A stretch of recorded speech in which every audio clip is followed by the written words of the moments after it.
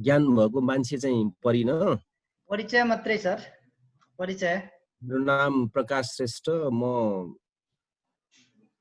शिक्षण क्षेत्रमा आबद्ध छु। मैले अब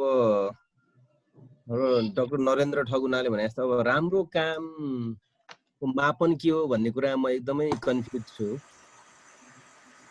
तर मलाई लागेको एउटा राम्रो काम चाहिँ यो लकडाउन बन्दाबन्दी वा सीमित घेरामा बस्दा पनि मेरो स्टुडेन्टहरुसँग यो भर्चुअल वेबाट एकदम फ्रिक्वेन्टली भेटघाट गर्ने सिस्टम डेभलप गरेर प्रयोग गर्न पाउँदाखेरि त्यो चाहिँ मलाई राम्रो काम जस्तो लागेको छ। धन्यवाद। Okay, thank you. Okay, thank you sir, thank you. अब हाम्रो मनोज सर।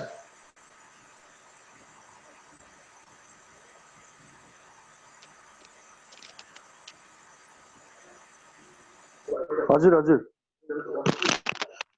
हजुर सर, सबैजनालाई नमस्कार है। हजुर, मेरो आवाज सुनिएको छ? हजुर हजुर सुनिन्छ। ए आवाज सुनिएको छ।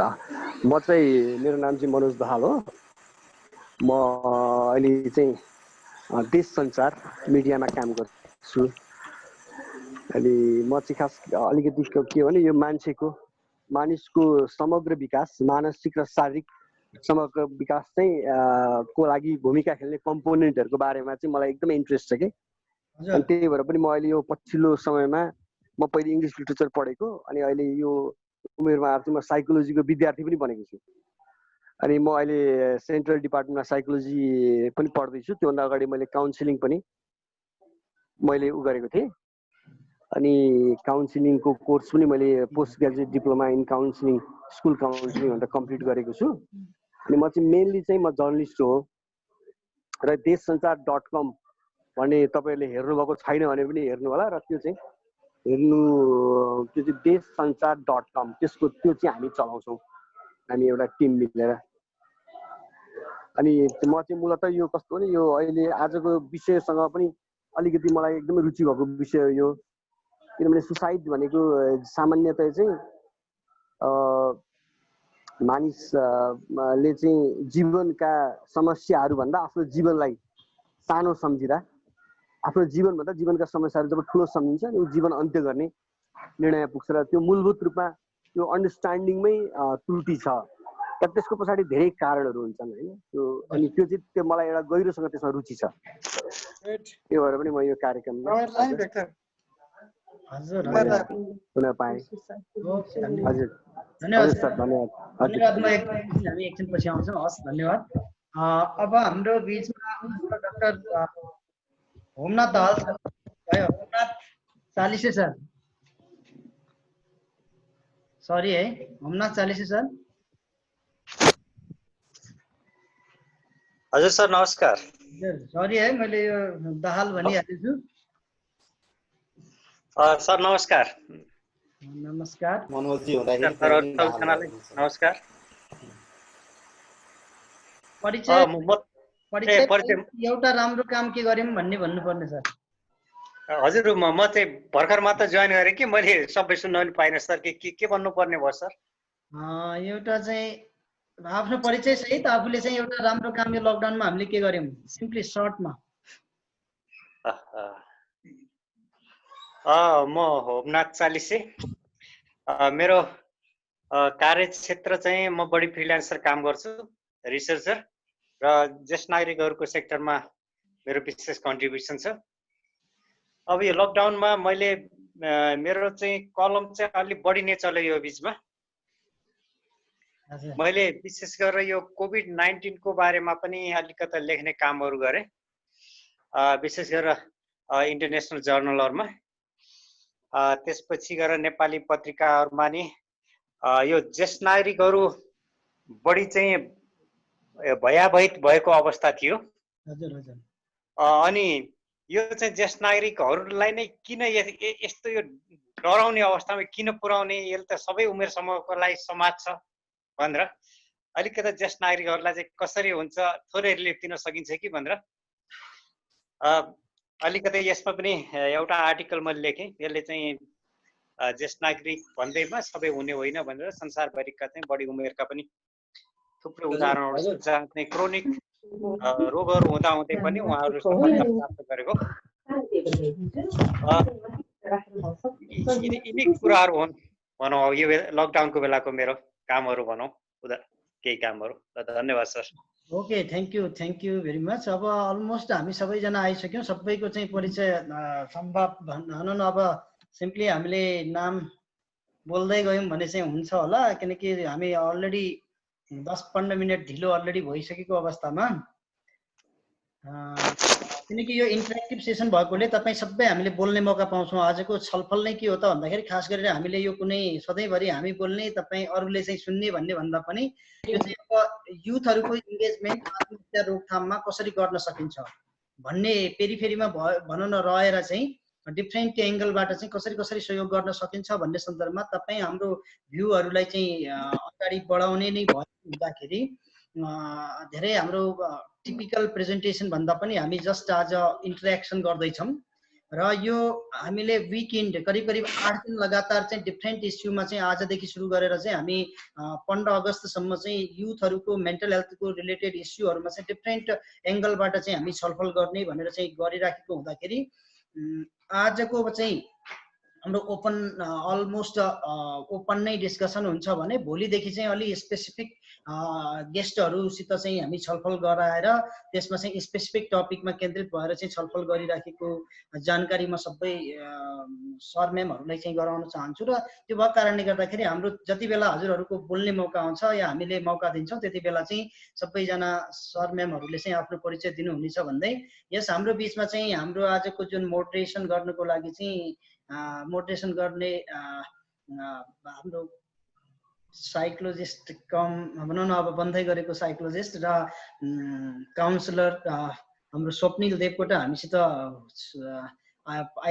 जोडिसक्नु भएको छ। र अब चाहिँ म स्वप्निल देवकोटालाई चाहिँ अब धेरै भूमिका नबनाइकन, किनकि अब अलरेडी हामी 25 मिनट ढिलो भइसकेको अवस्था हुँदाखेरि हाम्रो चाहिँ नर्मली इभन दो हामीले के भन्छ त भन्दाखेरि स्पेसलाइज्ड छलफल नभए पनि हामीले चाहिँ सुरुमा चाहिँ केही साथीहरूलाई चाहिँ बोलाउँदैछौँ। खास गरेर चाहिँ हाम्रो वक्ताहरू हुनुहुन्छ र उहाँहरूले सर्ट 10 देखि 15 मिनटमा चाहिँ आफ्नो भ्यूहरू राख्नुहुन्छ। त्यसपछि सबैले आफ्ना भ्यूहरू राख्दै तपाईँले दिएका भ्यूहरूको आधारमा चाहिँ हामीले अब युथहरूको चाहिँ सुसाइड प्रिभेन्सन कसरी गर्न सकिन्छ होला त, युथ सुसाइड प्रिभेन्सनमा चाहिँ त्यसले चाहिँ धेरै महत्त्वपूर्ण भूमिका निर्वाह गर्नेछ भन्ने उद्देश्यका साथ हामीले चाहिँ यो सुरु गरेका छौँ। र अब यो फ्लोर चाहिँ म स्वप्निल देवकोटालाई चाहिँ हस्तान्तरण गर्दछु। स्वप्निल। हजुर, धन्यवाद सर। अनि सबै यहाँ आउनुभएकोलाई मेरो नमस्कार। हामी सरले भन्नु जस्तै आजको सेसनमा चाहिँ युथ इन्गेजमेन्ट फर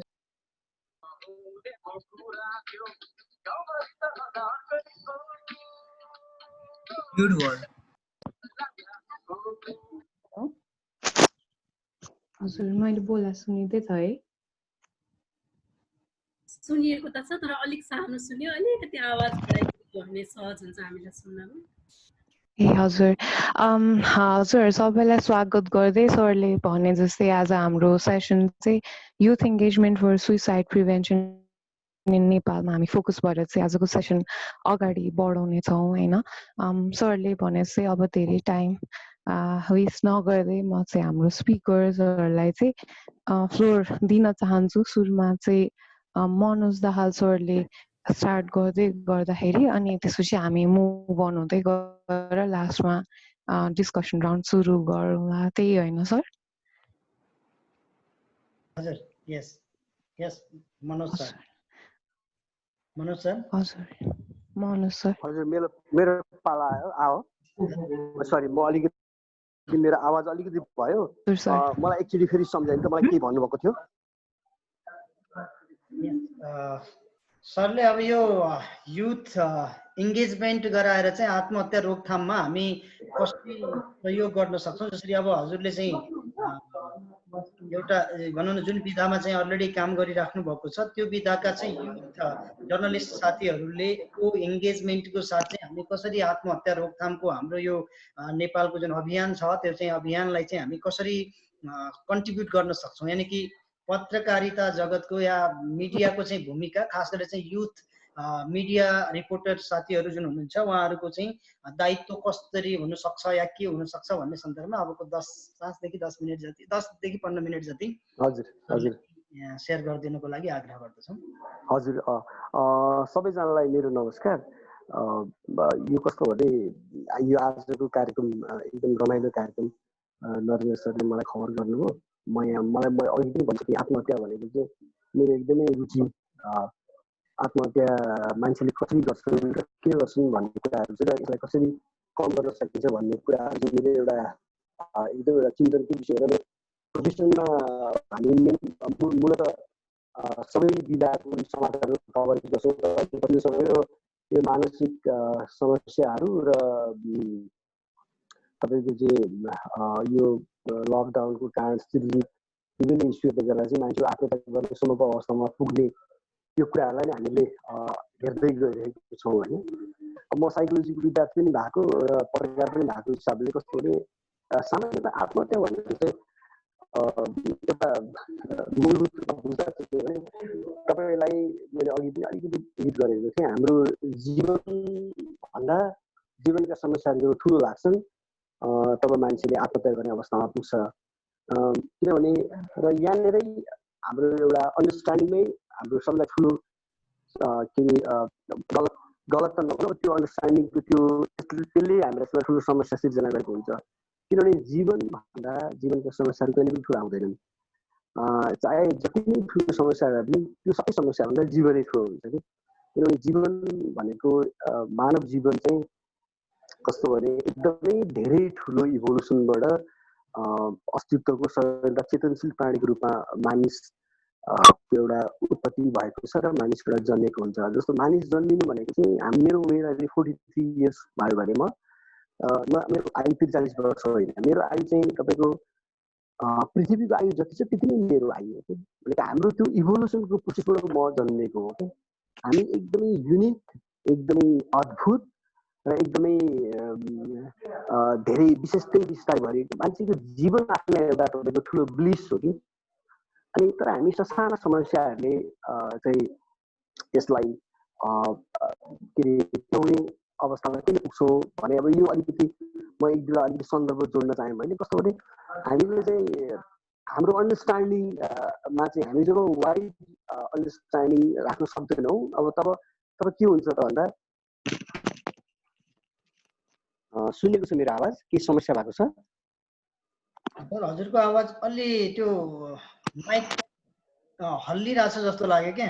माइक्रोफोन हो हल्लिएर चाहिँ अलि क्र्याक भएर आइरहेछ अलि। ओके हजुर अहिले कस्तो छ? अहिले अलि सुधारिएको हो कि? अहिले पनि अलि सुधारिएको। ओके म भन्छु है त अलि सुधारिएको छ। म यो माइक्रोफोन समातेर बोल्छु। अनि त्यसले गर्दा कस्तो के भने हाम्रो अन्डरस्ट्यान्डिङमै हाम्रो समस्या छ। किनभने आत्महत्या भनेकै जब हामी मैले अघि नै भने जस्तो जीवन लाई बुझ्न सक्दा र जीवनको महत्त्व जीवनको यो अद्भुतपनालाई हृदयङ्गम गर्न सक्दा हुन्छ र त्यो फेरि यति सहज मैले भने जस्तो सजिलो पनि छैन। किनभने त्यो एकदमै धेरै ठुलो त्यो आफूले आफ्नो अन्डरस्ट्यान्डिङहरू चाहिँ त्यो आफूलाई आफ्नो जसरी हुन्छ त्यो पाइलअप हुँदै गएपछि हामी आफ्नो ठाउँमा पुग्छौँ। र म चाहिँ आत्महत्यालाई चाहिँ अन्डरस्ट्यान्डिङमा चेन्ज गर्नु, त्यो म अहिले साइकोलोजीको विद्यार्थी पनि छु। जस्तो अन्डरस्ट्यान्डिङमा चेन्ज गर्नु चाहिँ एउटा मुख्य उद्देश्य हो। जस्तो मुख्य एउटा आत्महत्या रोक्ने एउटा प्रभावकारी कदम भनेको त्यो हुनसक्छ भन्ने मलाई लाग्छ। अब मिडियामा चाहिँ हामी कस्तो गरिरहेको छौँ भने मिडियामा चाहिँ अब जस्तो अहिले भनौँ न लकडाउनमा आत्महत्या बढ्यो भनेर भनियो, तर अब तपाईँलाई थाहा छ लकडाउनमा आत्महत्या बढेको छैन। बढेको छ तर एकदमै नगण्य रूपमा। किनभने आत्महत्या पहिले पनि वर्षको 5,000-6,000 आत्महत्या हुने गर्थ्यो। अब अहिले पनि आत्महत्याको सङ्ख्यामा स्लाइट इन्क्रिज चाहिँ भएको छ, तर एकदमै धेरै ठुलो त्यो सङ्ख्यामा वृद्धि भएको चाहिँ होइन। त्यसले गर्दा आत्महत्या बढ्यो भनेर हामीले अवस्था मलाई लाग्छ त्यो अहिले छैन। तर हामी चाहिँ जस्तो हामी अहिले मिडियामा हामी कभरेज गर्ने क्रममा पनि आत्महत्या धेरै सेन्सेसनल गर्दैन हामी। र आत्महत्या मूलतः चाहिँ कस्तो भने एउटा जीवनको मैले अघि भने जीवनको महत्त्व चाहिँ हाम्रो जीवनका समस्याहरूभन्दा ठुलो हामीले जब फिल गर्छौँ तब आत्महत्या हुन्छ। त्यसले गर्दा हामी जीवन चाहिँ किन इम्पोर्टेन्ट छ भन्ने कुराहरू हामी चाहिँ म चाहिँ आर्टिकलहरूमा पनि त्यो कुराहरू चाहिँ मान्छेलाई बुझाउने प्रयास चाहिँ गर्छु। त्यसले गर्दा चाहिँ हामी कस्तो भने हामीले भने जस्तो आत्महत्याको एकदमै धेरै ठुलो समस्या छ र यो अहिले लकडाउनको बेलामा स्लाइट बढेको त छ, तर एकदमै त्यो हामीले लास्ट इयरको तुलनामा आत्महत्या एकदमै धेरै बढेको होइन। र हामी तर मिडियामा कसरी प्रस्तुत गरिन्छ भने लकडाउनमा चाहिँ आत्महत्या एकदमै धेरै बढ्यो। लकडाउन साइकोलोजिस्टहरूले अथवा अरू यो मानसिक रोगमा काम गर्ने विज्ञहरूले भन्नुहुन्छ लकडाउन पछाडि, लकडाउन सकिएपछि अब बिस्तारै आत्महत्याको यो हाम्रो आर्थिक र सामाजिक कारणले गर्दा आत्महत्याको सङ्ख्यामा, आत्महत्याको रेटमा वृद्धि हुन सक्छ। तर अहिले चाहिँ अनि आत्महत्या त्यसरी बढेको भनेर गर्नुपर्ने कुरा छैन।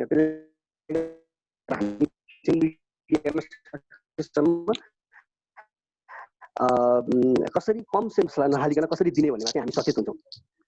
अनि त्यसले गर्दा चाहिँ कस्तो भने मैले चाहिँ म काम गर्ने मिडियामा र अनि अरू एज एउटा मैले अघि पनि सुरुमा भनेको थिएँ जस्तो जीवनको शारीरिक र मानसिक वृद्धि ग्रोथ चाहिँ कसरी हासिल गर्न सक्छु उच्चतम लेभलमा भनेर त्यो चिन्तन गरिरहेको व्यक्तिको रूपमा चाहिँ म सकेसम्म आत्महत्या भनेको चाहिँ एउटा सोचमा आएको, आफ्नो अन्डरस्ट्यान्डिङमा आएको कमजोरीको कारणले गर्दा निम्तिने एउटा समस्या हो र सकेसम्म कसरी त्यो अन्डरस्ट्यान्डिङलाई चाहिँ चेन्ज गर्ने भन्नेमा चाहिँ म काम गर्छु। म त्यसरी चाहिँ त्यो हिसाबले चाहिँ म साथीभाइसँग कुरा गर्दा पनि र चाहिँ अलिकति कुनै एउटा क्याम्पेनमा सहभागी हुँदा समाचार लेख्दा पनि त्यसरी म आफूलाई प्रस्तुत गर्ने गरेको हुन्छु। मलाई लाग्छ म अहिले म यति नै भनौँ।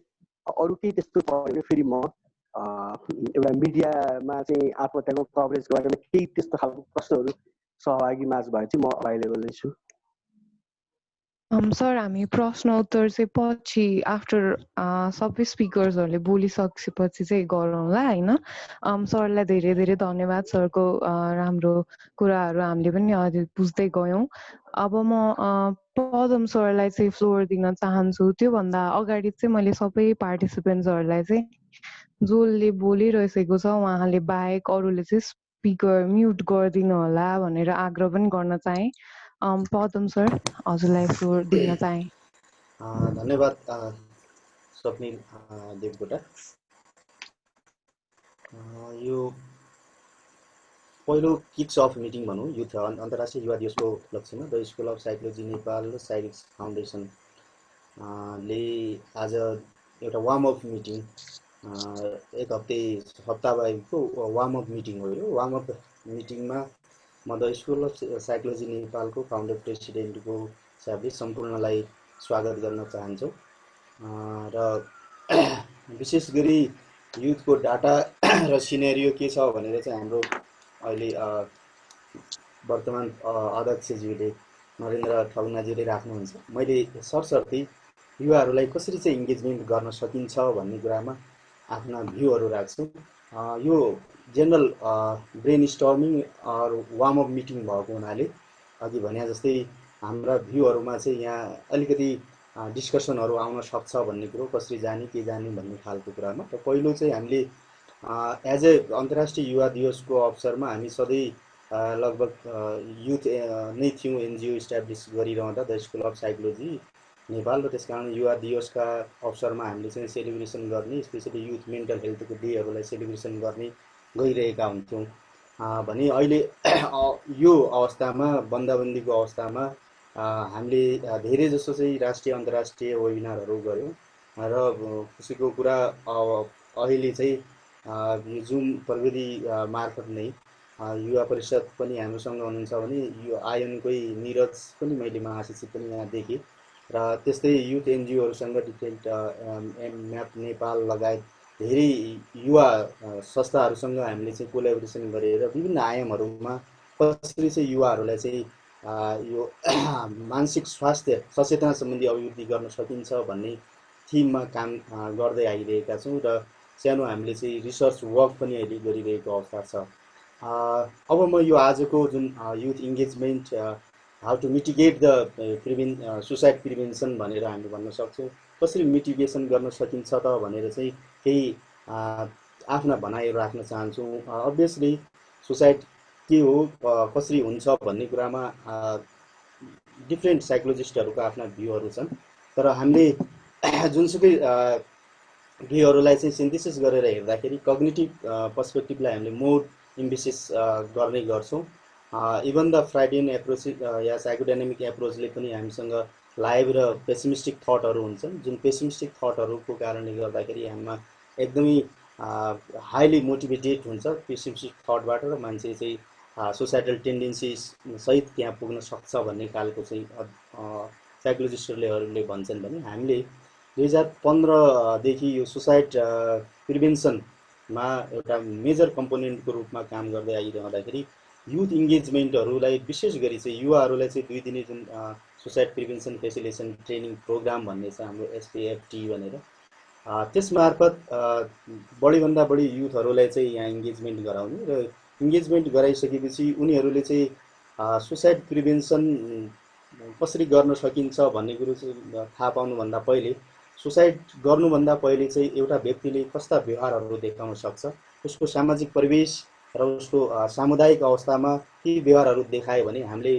उसलाई चाहिँ कहाँ कनेक्ट गर्न सक्छौँ या कसरी केयर गर्न सक्छौँ र कसरी कम्युनिकेट गर्न सक्छौँ भन्ने कुरा चाहिँ गराउन सक्नुपर्छ भन्ने कुरो हो। त्यसको लागि चाहिँ बेसिकली सुसाइड काउन्सिलरहरू उत्पादन गर्नु पनि द स्कुल अफ साइकोलोजी नेपालको एउटा मोस्टली एउटा जिम्मेवारी पनि रहन्छ। मेन थिममा सुसाइड काउन्सिलर भनेको अर्थ के हो भने सुसाइड प्रिभेन्सनमा काम गर्ने, यो अब वर्डहरू चाहिँ अलिक फरक छन्। सुसाइड प्रिभेन्सनमा काम गर्ने र सुसाइड प्रिभेन्सनमा काम गर्दाखेरि बेसिकली चाहिँ सुसाइडको जुन वार्निङ सिम्पटमहरू छन् त्यो वार्निङ सिम्पटमहरूलाई चाहिँ आइडेन्टिफाई गरेर समुदायमा ती साइकोलोजिस्टहरूसँग साइकाट्रिस्टहरूसँग कसरी लिङ्कअप गर्न सकिन्छ या साइकोसोसियल सिबियुज एनजिओजहरूसँग कसरी लिङ्कअप गराउन सकिन्छ भन्ने चाहिँ एउटा मेजर हाम्रो यो गोलभित्र छ भनौँ, एउटा एजेन्डाभित्र छ द स्कुल अफ साइकोलोजी नेपालको, जुन चाहिँ पछिल्लो 2 दिने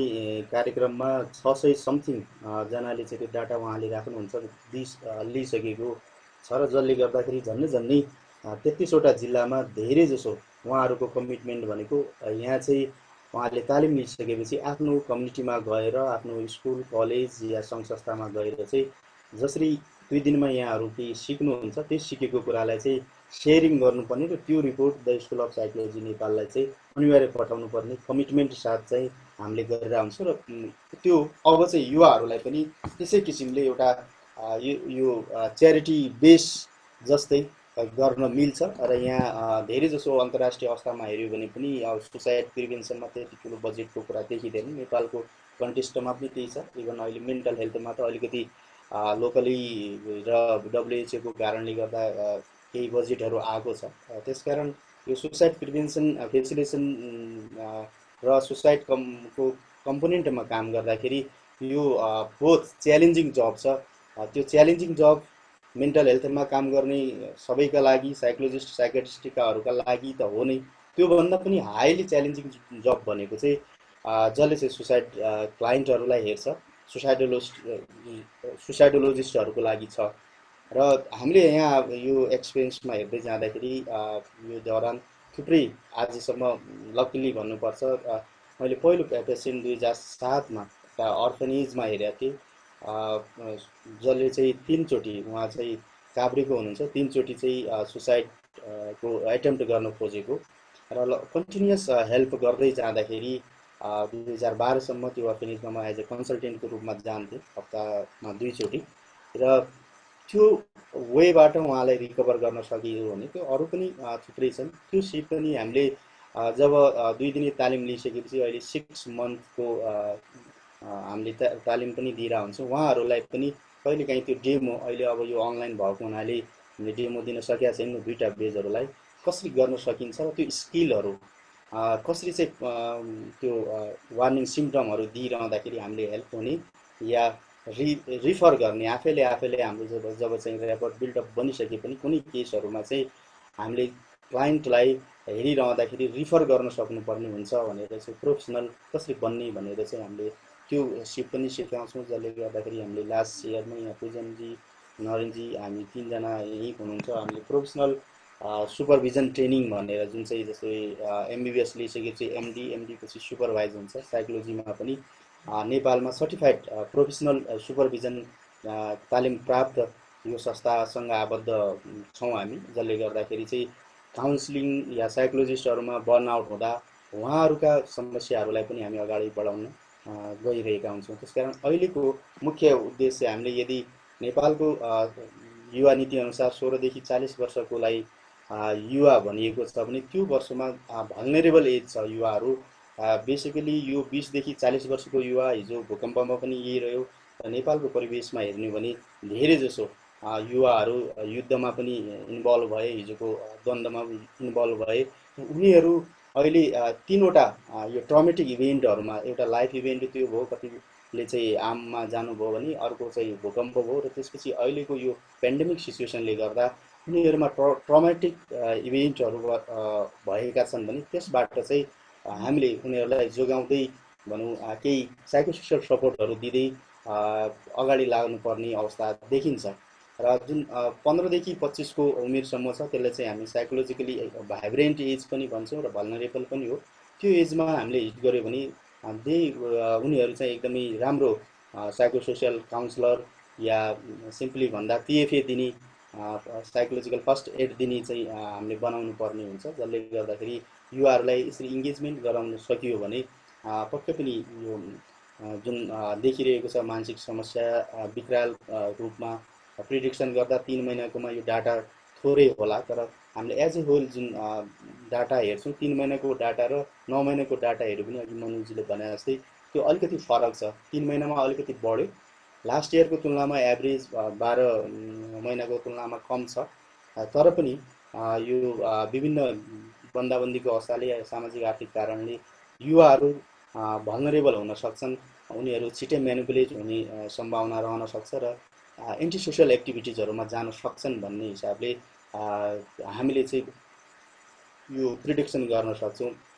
त्यसकारणले आजको दिनमा बेसिकली हामीले आफ्नो ठाउँबाट थुप्रै यहाँ यङहरू हुनुहुन्छ डिफ्रेन्ट ठाउँमा इङ्गेजमेन्ट भएका, र त्यो ठाउँमा चाहिँ कनेक्ट कसरी गराउन सकिन्छ र बेसिकली यो सुसाइड फेसिलेसन जुन ट्रेनिङ प्रोग्राम छ त्यसमा चाहिँ आफू पनि इन्भल्भ भएर हामीले आफ्नो वरिपरिको चाहिँ त्यो युथ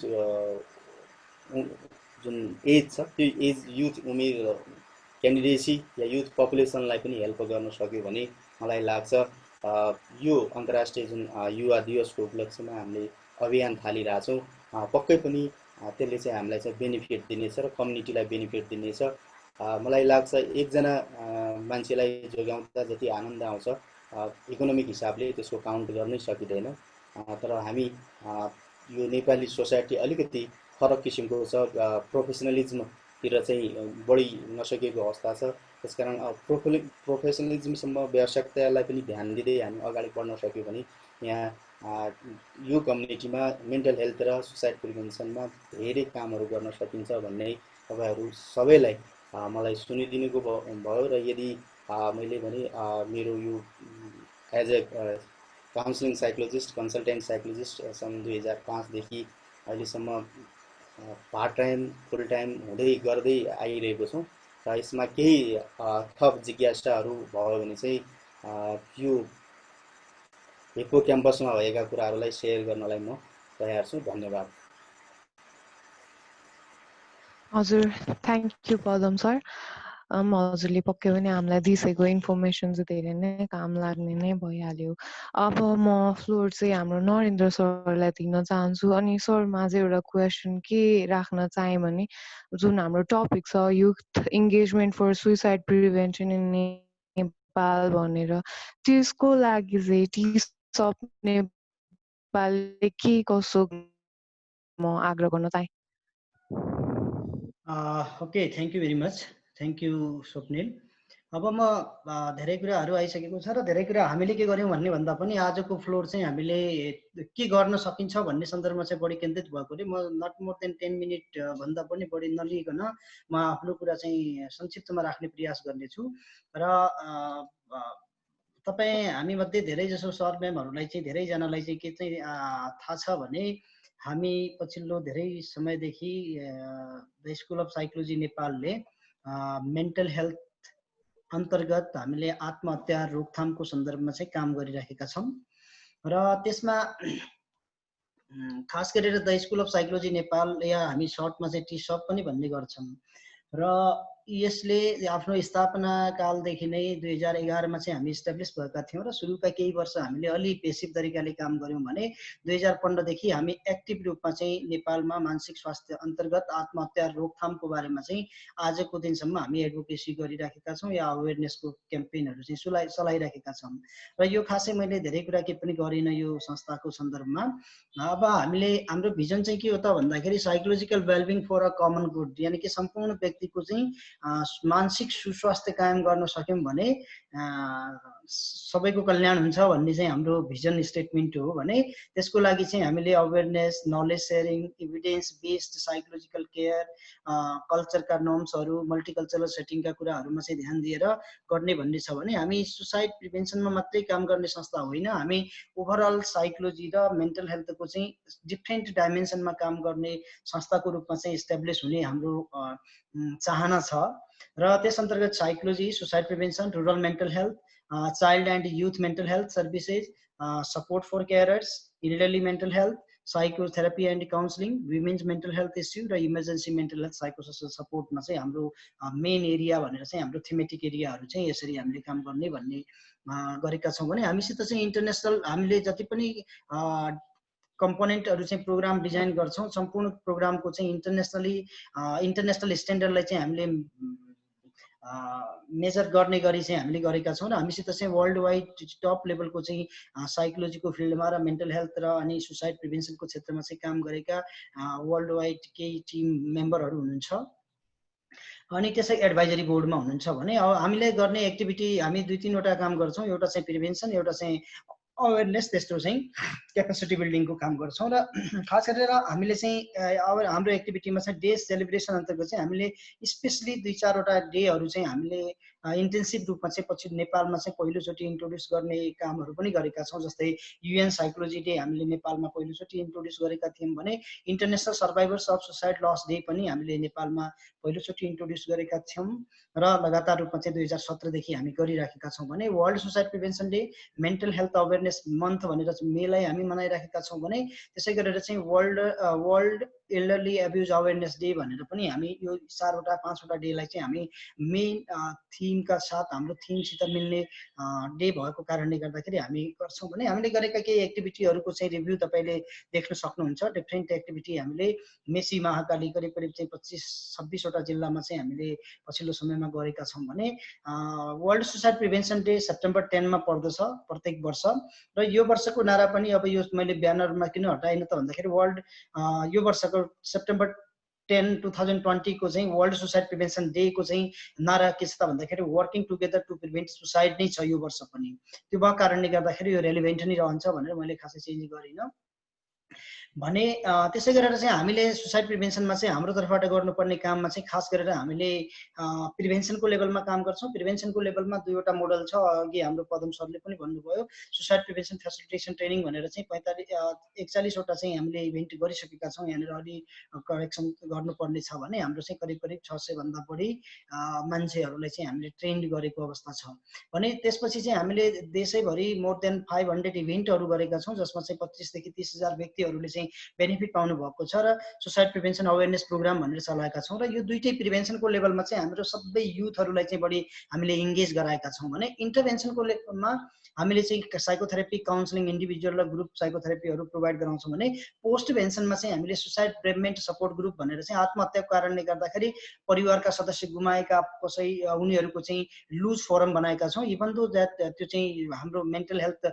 स्टिग्माको कारणले गर्दाखेरि जति एक्टिभ हुनुपर्ने हो त्यो नभएको अवस्थामा पनि हामीले सस्टेन चाहिँ गराइराखेका छौँ। हामीसित चाहिँ एउटा ग्रुप छ, हामीले त्यसरी गरिराखेका छौँ भने विश्व आत्महत्या रोकथाम दिवसमा चाहिँ हामीले 2015 देखि एक्टिभ रूपमा चाहिँ सहयोग गरिराखेका छौँ। भने हामीले चाहिँ वर्किङ सुसाइड प्रिभेन्सनको लागि हामी कोसित काम गर्छौँ त भन्ने सन्दर्भमा हेल्थ प्रोफेसनल साथीहरूसित, टिचरहरूसित, पुलिस पर्सनल र आर्मी पर्सनलहरूसित, मिडिया रिपोर्टर्स र जर्नलिस्ट साथीहरूसित, अनि कम्युनिटी लिडर्स र पिपल्स रिप्रेजेन्टेटिभहरूसित र रिलिजियस ग्रुप र लिडरहरूसित गर्छौँ। र ओभरअल चाहिँ काहीँ न काहीँ चाहिँ हामीले कम्युनिटीमा चाहिँ सबैसम्म सबैलाई चाहिँ इङ्गेज गराउने गरी हामीले काम गरिराखेका छौँ। भने सुसाइड प्रिभेन्सन हामीले डिफ्रेन्ट ग्रुपहरूसित गरेका छौँ, स्कुल टिचरहरूसित, पुलिस पर्सनलहरूसित, लोकल रिप्रेजेन्टेटिभ बडीहरूसित, अनि मेन्टल हेल्थ प्रोफेसनलहरूसित गरेर चाहिँ हामीले काम गरेका छौँ भन्ने देखाउँदैछ। भने यो चाहिँ डिस्ट्रिक्ट वाइज हामीले चाहिँ देश काठमाडौँमा मात्रै सेन्टर भएर गरेका छैनौँ कि हामीले देशैभरि चाहिँ सुसाइड प्रिभेन्सन फेसिलिटेसन ट्रेनिङ गरेका छौँ। भने नट ओन्ली देशैभरि, हामीले चाहिँ साउथ एसियामा पनि, इन्डिया र बङ्गलादेशमा पनि यो मोडललाई चाहिँ हामीले इन्ट्रोड्युस गर्ने मौका पाएका छौँ। र हामी अहिले साउथ एसियन लेभलमा पनि हामीले गरेको कामको मोडललाई चाहिँ गरिराखेका छौँ। भने हामीले केही गरेका कामहरूको चाहिँ फोटोग्राफिक रिपोर्ट जुन हामीले पछिल्लो 3-4 वर्षदेखि गरिराखेका छौँ त्यो यहाँनिर चाहिँ छ। हामीले चाहिँ कम्युनिटी लेभलमा गरेका कामहरूको चाहिँ प्रेजेन्टेसन यहाँनिर देख्न सक्नुहुन्छ। भने सुसाइड प्रिभेन्सन फेसिलिटेसन ट्रेनिङको चाहिँ हामीले गरेका कामहरूको चाहिँ तपाईँले यहाँ फोटोग्राफहरू देखिराख्नु भएको छ। भने त्यसै गरेर चाहिँ हामीले मिडिया क्याम्पेन जुन गर्छौँ, मिडियामा चाहिँ हामीले राष्ट्रिय अन्तर्राष्ट्रिय दैनिकहरूमा, राष्ट्रिय टेलिभिजनहरूमा र रेडियो टेलिभिजनहरूमा चाहिँ जुन हामी बोल्ने गर्छौँ त्यसको चाहिँ फिडब्याक भ्यूहरू देखिराख्नु भएको छ। भने विभिन्न पत्र पत्रिकाहरूमा चाहिँ हामीले गरेका कामहरूको चाहिँ कभरेजहरू पनि भएको अवस्था छ। भने दिस इज वाट हामीले अहिलेसम्म गरेको काम। र तपाईँ के मान्नुहोस् भने हामीले जति पनि कामहरू अहिले गरेका छौँ त्यो कामहरू गर्ने क्रममा हामीले 80 to 90% जति चाहिँ हामीले युथहरूलाई नै हामीले के गरेका छौँ त भन्दाखेरि इङ्गेज गराएका छौँ। र डिफ्रेन्ट हामीले मोर देन 20वटा भन्दा बढी डिफ्रेन्ट मोड्युलर ट्रेनिङहरू गरेका छौँ।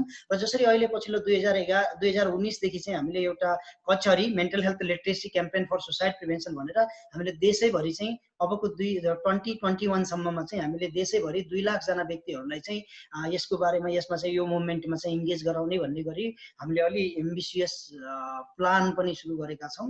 भन्दै अब तपाईँको जिज्ञासा आउने बेलामा चाहिँ हामी आन्सर दिनेछौँ भन्दै अहिलेलाई चाहिँ म यहीँ आफ्नो कुरा राख्न चाहन्छु। धन्यवाद। हजुर, धन्यवाद नरेन्द्र सर। अब मैले चाहिँ हाम्रो सबै पार्टिसिपेन्ट्सहरूमा चाहिँ के आग्रह गर्न चाहे भने आफ्नो धारणा, यो सेसन जुन हाम्रो चल्यो अहिले त्यो टपिकसँग रिलेटेड भएर यहाँहरूको धारणा जम्मा 2 मिनटभन्दा बढी कसैले पनि नलिकन चाहिँ आफ्नो धारणा प्रस्तुत गरिदिनु होला। त्यसपछि हामी चाहिँ क्वेसन आन्सर राउन्डमा जानेछौँ। र यस त्यसमा चाहिँ सबैभन्दा पहिले मैले हाम्रो पूजन लामो समयदेखि हाम्रो फिल्डमा हामीसित पनि काम गरिराखेको हुँदाखेरि पूजन शर्मा 3 बजे लिभ गर्नुपर्ने छ भनेको हुँदाखेरि चाहिँ सबैभन्दा पहिले चाहिँ म पूजन शर्मालाई चाहिँ आफ्नो भ्यू राखिदिनको लागि नट मोर देन 2 मिनट या डेफिनेटली भनिसकेका छौँ, 2 देखि 3 मिनट या धेरै भयो भने 5 मिनटभित्रमा चाहिँ सक्नुहुनेछ भने भन्दै पूजन शर्माबाट सुरु गरौँ होला। पूजन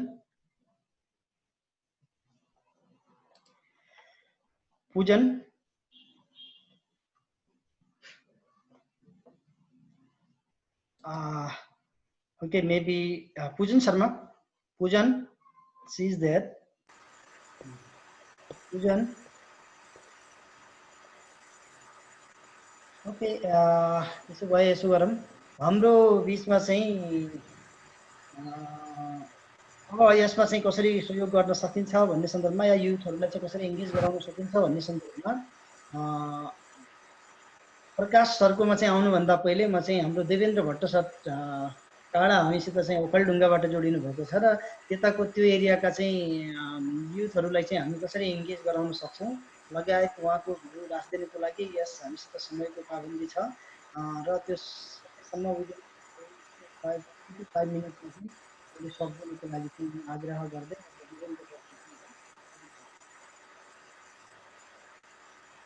म्युट छ सर, अनम्युट गर्नु पर्यो।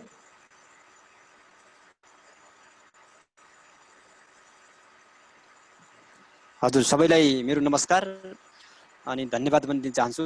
र म अहिले यहाँ ओखलढुङ्गा रुम्जुटारबाट बोल्दैछु। मेरो घर चाहिँ बैतडी हो र म यहाँ अहिले शिक्षण पेसामा आबद्ध छु।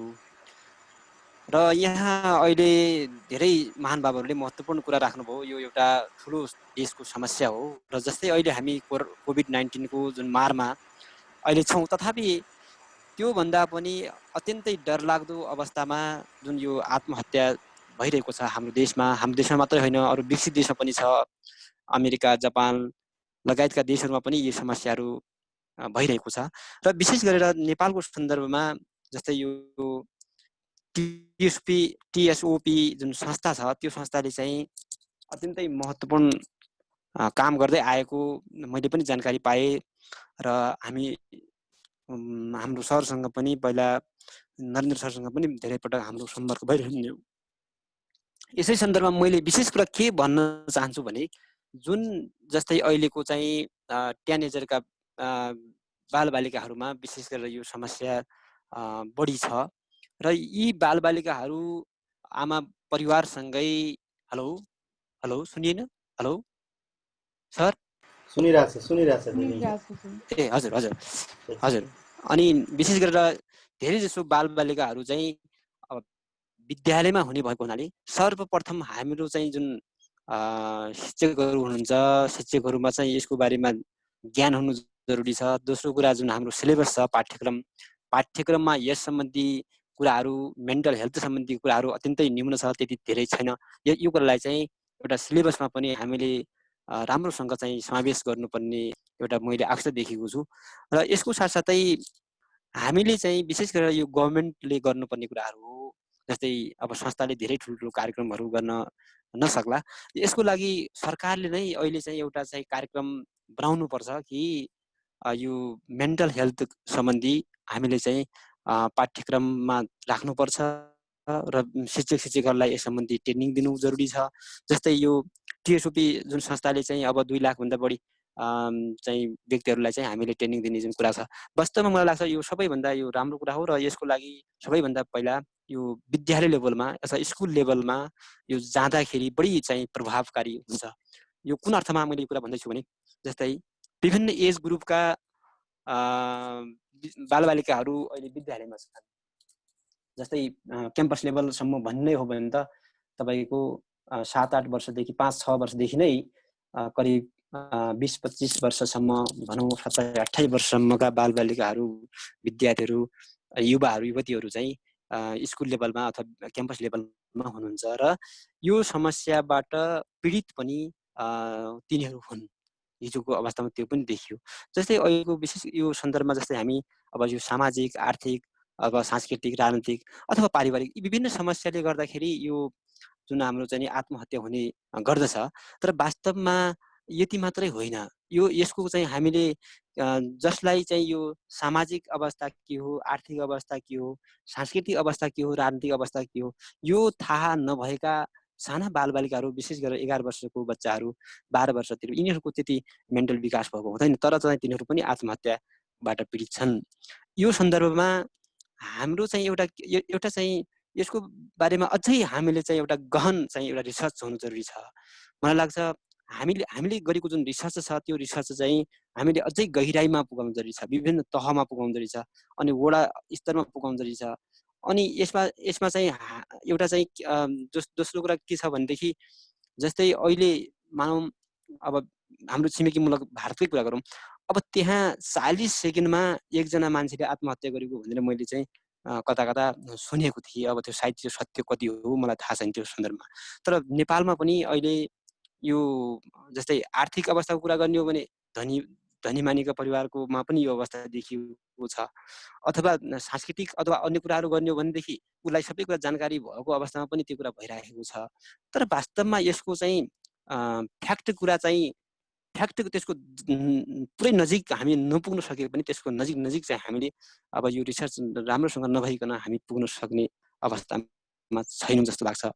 र यसको लागि हाम्रो 3वटा तहको सरकार छ अहिले, 3वटै तहका सरकारहरूले चाहिँ यसलाई चाहिँ गम्भीरताका साथ लिनुपर्छ। अर्को कुरा जस्तै नेपालको सन्दर्भमा भन्ने हो भने अहिले हाम्रो नयाँ संविधान बनेको छ र यो संविधानले हरेक मान्छेलाई बाँच्न पाउने एउटा अधिकार सुनिश्चित गरेको छ। कसैलाई पनि यहाँ मृत्युदण्ड गरिँदैन। कारण के हो भने मानव भनेको चाहिँ एउटा प्रकृतिको यस्तो उपहार हो जसले आजन्म उसको चाहिँ उसले चाहिँ जति उसको आयु हो आयुसम्म उसले चाहिँ बाँच्न पाउनुपर्छ, त्यो उसको राइट हो भन्ने हाम्रो संविधानले पनि त्यो कुराको चाहिँ ग्यारेन्टी गरेको छ। अर्को कुरा जस्तै यहाँ जति ठुलो अपराध गरे पनि त्यो अपराधीलाई चाहिँ दण्डित हुँदैन, दण्डित हुन्छ तर चाहिँ त्यसलाई मृत्युदण्ड चाहिँ संविधानले त्यो व्यवस्था गरेको छैन। यसले पनि एउटा कुरा के निर्धारण गरेको छ भने संवैधानिक रूपमा चाहिँ यदि मृत्युदण्डको चाहिँ व्यवस्था गरिएको छैन भने तर मान्छे त मरिरहेका छन्, तर त्यसलाई त रोक्नु, राज्यले अब रोक्नु पर्ने जरुरी हो नि त, त्यो दायित्व सायद गभर्मेन्टको हो कि होइन। एउटा चाहिँ यो एउटा मौलिक अधिकार, एउटा जन्मसिद्ध अधिकार हो मान्छेले बाँच्नु पाउने, तर पनि त्यो हुँदा हुँदै पनि अबोध बालबालिकाहरू अब कुनै शिक्षित मान्छेहरू अथवा कुनै मान्छेहरू चाहिँ आत्महत्या गरिरहेका छन्। यो सन्दर्भमा एउटा कानुनी पाटो पनि हो। मलाई लाग्छ यो अब यो एउटा मेन्टल हेल्थको कुरा, अरू सामाजिक कुरा अरू होला, तर यसको एउटा महत्त्वपूर्ण कुरा के हो भने हाम्रो नेपालको संविधानले नै यो भनेको हुनाले, अर्थात् चाहिँ मान्छेले सधैँ बाँच्न पाउनुपर्छ र मर्ने अधिकार कसैलाई पनि छैन। त्यसकारण मर्ने अधिकार यदि कसैलाई छैन भने अनि यो क्षेत्रमा चाहिँ हामी कति लागिरहेका छौँ त वास्तवमा। तर यो क्षेत्रमा हामी गम्भीरतापूर्वक लागेको छैन। जस्तै हाम्रो स्वास्थ्य मन्त्रालय छ, स्वास्थ्य मन्त्रालयसँग यो जुन एउटा देशको महत्त्वपूर्ण एउटा चाहिँ अत्यन्तै एउटा गम्भीर समस्या हो, यो गम्भीर प्रकृतिको समस्या हो र यो समस्या समाधानको लागि मन्त्रालयले गर्नुपर्ने जुन दायित्व हो त्यो दायित्व उसले निर्वाह गर्न सकिरहेको छैन।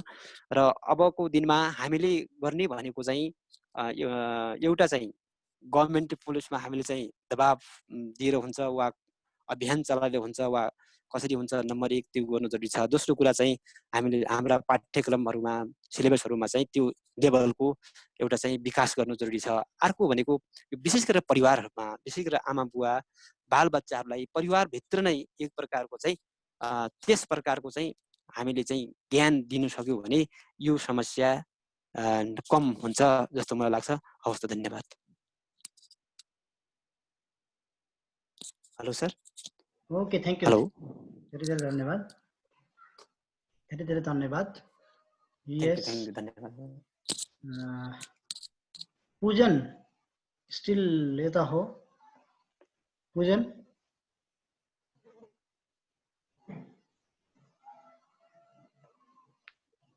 ओके। प्रकाश सर र त्यसपछि निरज बाग। निरज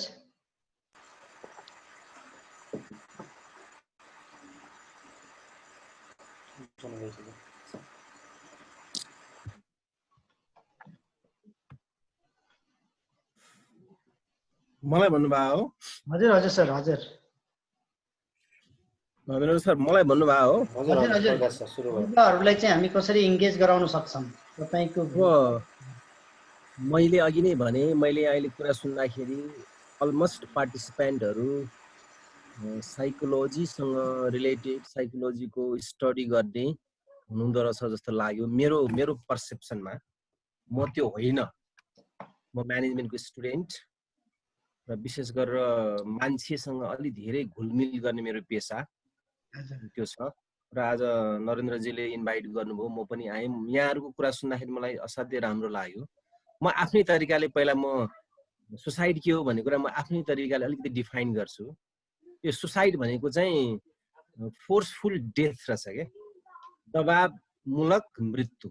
मृत्यु अवश्यम्भावी छ, तर दबावमूलक मृत्युलाई सायद सुसाइड भन्छ होला, आत्महत्या भन्छ होला जस्तो लाग्यो मेरो पर्सेप्सनमा। र मृत्यु अवश्यम्भावी छ, त्यसमा मध्ये युथहरूको युवा काल, जस्तो नेपालको कानुन अनुसार 16 देखि 40 वर्षको उमेरको मान्छेलाई युवा भनिन्छ।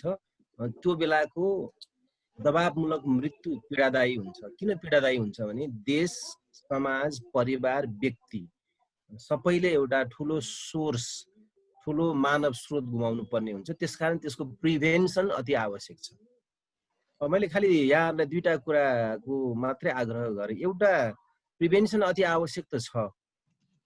अघि एकजना मित्रले भन्नुभएको थियो बिफोर सुसाइड कस्तो कस्तो सिम्पटम देखिन्छ, त्यो सिम्पटमलाई तपाईहरुको तर्फबाट आम मान्छेले बुझ्ने गरी व्यापक प्रचार प्रसार र जानकारी गराउनु पर्यो।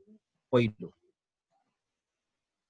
सुसाइड हुनुभन्दा अगाडि हैन जुन सिम्पटम देखिन्छ त्यो सिम्पटम कस्तो कस्तो सिम्पटम देखिन्छ त्यो चाहिँ आम जनस्तरसम्म तपाईहरुले पुर्याइदिने प्रयास गर्नु पर्यो पहिलो। अनि अब दोस्रो जस्तो मैले सुनेको मैले सानैदेखि मैले सुनेको देखेको भोगेको के भने कतिपय बेलामा पहिला सुसाइड महिलाहरूले गर्थ्यो घरायसी कारणले, घरायसी झगडा पारिवारिक झगडाको कारणले सुसाइडहरू गरेको देखियो। कतिपय बेलामा पुरुषहरूले एडल्ट पुरुषहरूले सुसाइड गरेको देखियो। त्यो चाहिँ आर्थिक कारणले सुसाइड गरेको देखियो। त्यो यो मेरो पर्सेप्सन है, यो मेरो कुनै रिसर्च होइन। र अर्को भर्खरको युवाहरूले युवा पुस्ताले सुसाइड चाहिँ के गरेको देखियो भने असफल प्रेमको कारणले र उनीहरूको करियरमा चिन्ता, उनीहरूको वृत्ति विकासमा चिन्ताको कारणले अलमोस्ट सुसाइड भएको मैले मेरो स्तरबाट मैले देखेको यो कारणहरू यो मैले देखेँ। अब त्यसलाई तपाईहरुले एज ए साइकोलोजिस्ट अब कसरी त्यसलाई चाहिँ मोडिफाई गर्नुहुन्छ, कसरी त्यसलाई एक्सप्लेन गर्नुहुन्छ त्यो हो। अब म एउटा कुरा तपाईहरुको समक्ष जिज्ञासा के राख्नु भने यो हाम्रो अब यो हप्ताभरि नै अन्तर्राष्ट्रिय युवा दिवस सम्बन्धी विभिन्न कार्यक्रमहरू गरिन्छ। हामी युवालाई बढी फोकस गर्छौं किनभने युवा सक्षम भयो भने बालबालिकाहरूको पनि आत्महत्या रोक्न सक्छ र एडल्टहरूको पनि आत्महत्या रोक्न सक्छ। त्यसकारण युवाहरूलाई यस सम्बन्धी धेरै शिक्षित, सुसूचित र अवेयर गराउनुपर्छ भन्ने मलाई लाग्छ। मेरो यति नै हो। यसमा मैले गर्नुपर्ने केही मेरो भूमिका छ, मैले केही सहयोग गर्नु छ भने जानकारी पाऊँ म तयार छु। धन्यवाद। Okay, thank you very much sir. तपाईको धेरै ठुलो दायित्व पनि छ किनकि हाम्रो नेक्स्ट जेनेरेसनलाई चाहिँ कस्तो प्रकारको चाहिँ शिक्षित बनाउने भन्ने अभिभावक चाहिँ तपाईँ जुन प्रोफेसनमा हुनुहुन्छ त्यहाँ भएको कारणले गर्दाखेरि हामीले चाहिँ युवाहरूको चाहिँ मानसिकतामा चाहिँ सकारात्मकता कसरी ल्याउन सकिन्छ भन्ने कुरामा चाहिँ मात्रै हामीले कन्ट्रिब्युट गर्न सक्यौँ भने धेरै हदसम्म चाहिँ आत्महत्याको जोखिमलाई चाहिँ घटाउन सकिन्छ होला भन्दै हामी पछि आउनेछौँ, त्यसमा कुरा गर्नेछौँ भन्दै अब म हुन्छ मैले अलि इन्टरफेयर गरेँ है स्वप्निल। अब अनि पूजन किनकि अब यो पर्सनल मेसेज मलाई मात्रै आइरहेछ कि त्यसले गर्दाखेरि मैले त्यसलाई मौका दिने भन्ने कुरो चाहिँ अलि अगाडि पछाडि भइरहेछ ल। ओके, अनि पूजन अब आफ्नो विचार किनकि युवा पनि साइकोलोजिस्ट पनि अनि काम पनि गरिराखेको, not more than 3 minute. Okay sir. Okay, नमस्कार सबैजनालाई। म पूजन शर्मा मनमोहन मेमोरियल अस्पताल स्वयम्भूमा कार्यरत छु र सुसाइडकै विषय भएको भएर म यसमै जोडिएर केही कुरा चाहिँ गर्न चाहन्छु हैन। हुन त हामीले यसरी मलाई चाहिँ कस्तो लाग्थ्यो भने लकडाउनमा केही दिन घर बस्दाखेरि चाहिँ जुन किसिमले हामीले काउन्सिलिङ या फेसिलिटेट गर्थ्यौं हैन त्यो चाहिँ अस्पतालमा गइसकेपछि धेरै गाह्रो छ है। त्यो चाहिँ म मेसेज दिन चाहन्छु। मैले विभिन्न प्रोफेसरहरूलाई पनि त्यही नै भन्छु हैन। किन भन्दाखेरि चाहिँ पोइजन केसहरू अस्ति पनि मैले 2टा इन्टरभ्यू दिएको थिएँ जानेर मेरो पेसेन्टले नै भन्नुभएको थियो कि आफ्नो कुराहरू जस्तो किन सुसाइड मैले गरेँ, कारण के थियो भन्नु पर्दाखेरि चाहिँ उहाँहरूले लगभग यो उसमा ओपी पोइजनिङ केसहरू एकदमै धेरै हैन, ऱ्याट पोइजनिङ केसहरू, त्यसमा चाहिँ कतिपय केसहरूमा चाहिँ रिजन भनेको एक्स्ट्रा मोराइटल अफेयरहरू, जस्तै 18 इयर्सको बच्चाले सुसाइड, 13 वर्षको बच्चाले सुसाइड हैन, अनि त्यस्तै गरेर 23 वर्षको हैन, त्यस्तै गरेर अरू भनेको चाहिँ हाम्रो एडल्ट एज ग्रुपको र 60 इयर्स एबभको पनि सुसाइड चाहिँ हामीले असार महिना र साउन महिनामा पनि लगभग 5 वटा ओपी केसलाई चाहिँ मैले हेरि नै सकेँ हैन।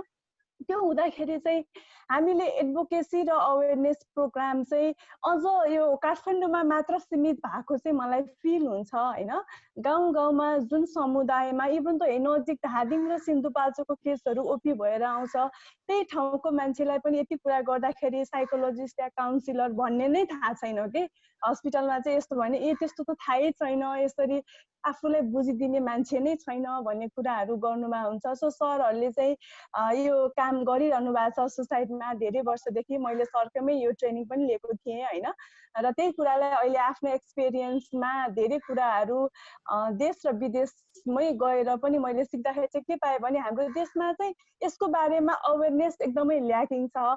गभर्मेन्टको उसबाट भयो भने एकदमै राम्रो हुन्छ र यसमा युथलाई टार्गेट गरेर गर्दाखेरि चाहिँ जुन चाहिँ एउटा फाइनेन्सियल क्राइसिस या बुवा आमाले त खाना दिएकै छ, लाउन दिएकै छ, किन उ गर्नु पर्यो त म्याम, अनि हामीले खाना र लाउनलाई दिएको छ भन्नुहुन्छ, हाम्रो भावना बुझ्नुहुन्न, हाम्रो कुरा बुझ्नुहुन्न, के हामीलाई खुवाउनलाई र उ गर्नलाई मात्र जन्माएको हो जस्तो कुरा गर्नुहुन्छ होइन। सो यस्तो कुरा हामीले बुझाउनु पर्ने हामी साइकोलोजिस्ट र मेन्टल हेल्थ प्रोफेसनलको ठुलो दायित्व हो र यसमा हामीले युथलाई लिएर गयौँ भने अवश्य सफल भइन्छ जस्तो लाग्छ। हस्, thank you. Okay, thank you very much. Yes, एक्सपिरियन्सहरू सेयर गर्नुभयो। या काहीँ न काहीँ चाहिँ स्टिग्मा छ, मेन्टल हेल्थ लिटरेसीको अभाव छ, त्यसको परिणामस्वरूप चाहिँ आत्महत्याको जोखिम चाहिँ गाउँघरतिर पनि बढेको अवस्था छ भन्दै थ्याङ्क यू। अब हामीहरूको बिचमा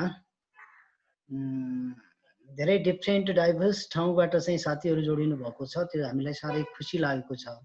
र युथहरूको चाहिँ एडभोकेसी, युथको एरियामा चाहिँ एडभोकेसी पनि गरिराखेको र अपाङ्गताको क्षेत्र र युथको क्षेत्रमा चाहिँ एडभोकेसी गरिराखेको केही साथीहरू हुनुहुन्छ हाम्रो बिचमा। र म अहिले सबैभन्दा पहिले चाहिँ निर श्रेष्ठले चाहिँ ह्यान्ड रेज पनि गरेको छ। निर श्रेष्ठलाई कसरी चाहिँ हामीले युथ इङ्गेजमेन्ट बढाएर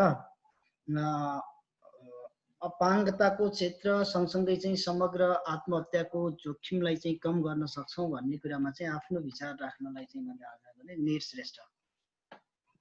निर श्रेष्ठ। धन्यवाद नरेन्द्र सर। सम्पूर्णमा नमस्ते, म निर श्रेष्ठ। अहिले ब्याचलर थर्ड इयरमा अध्ययनरत छु, मेजर विषय।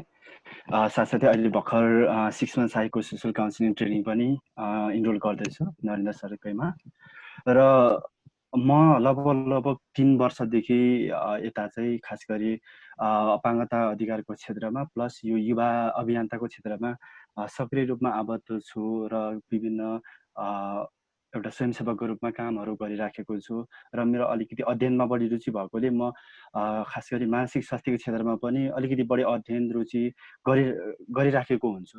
र यो बिचमा मैले देखेको ग्याप के हो भन्ने कुरा चाहिँ म आफै व्यक्तिगत रूपमा एनालाइसिस गर्दाखेरि जब मैले यो साइकोलोजीलाई अलिकति गहन रूपमा अध्ययन गर्न थालेँ र त्यसलाई चाहिँ इन्टरनलाइज गरेर विभिन्न सिचुएसनसँग एनालाइज गर्न थालेँ, त्यसपछि नेपालमा जुन सुसाइड केस बढेको त्यसको पछाडिको अध्ययन गर्दाखेरि खास गरी अहिले हामी प्रिभेन्सनको कुरा गर्दाखेरि अझ के हो त त्यसमा हामीले काम गर्नुपर्ने जस्तो म देख्छु कि।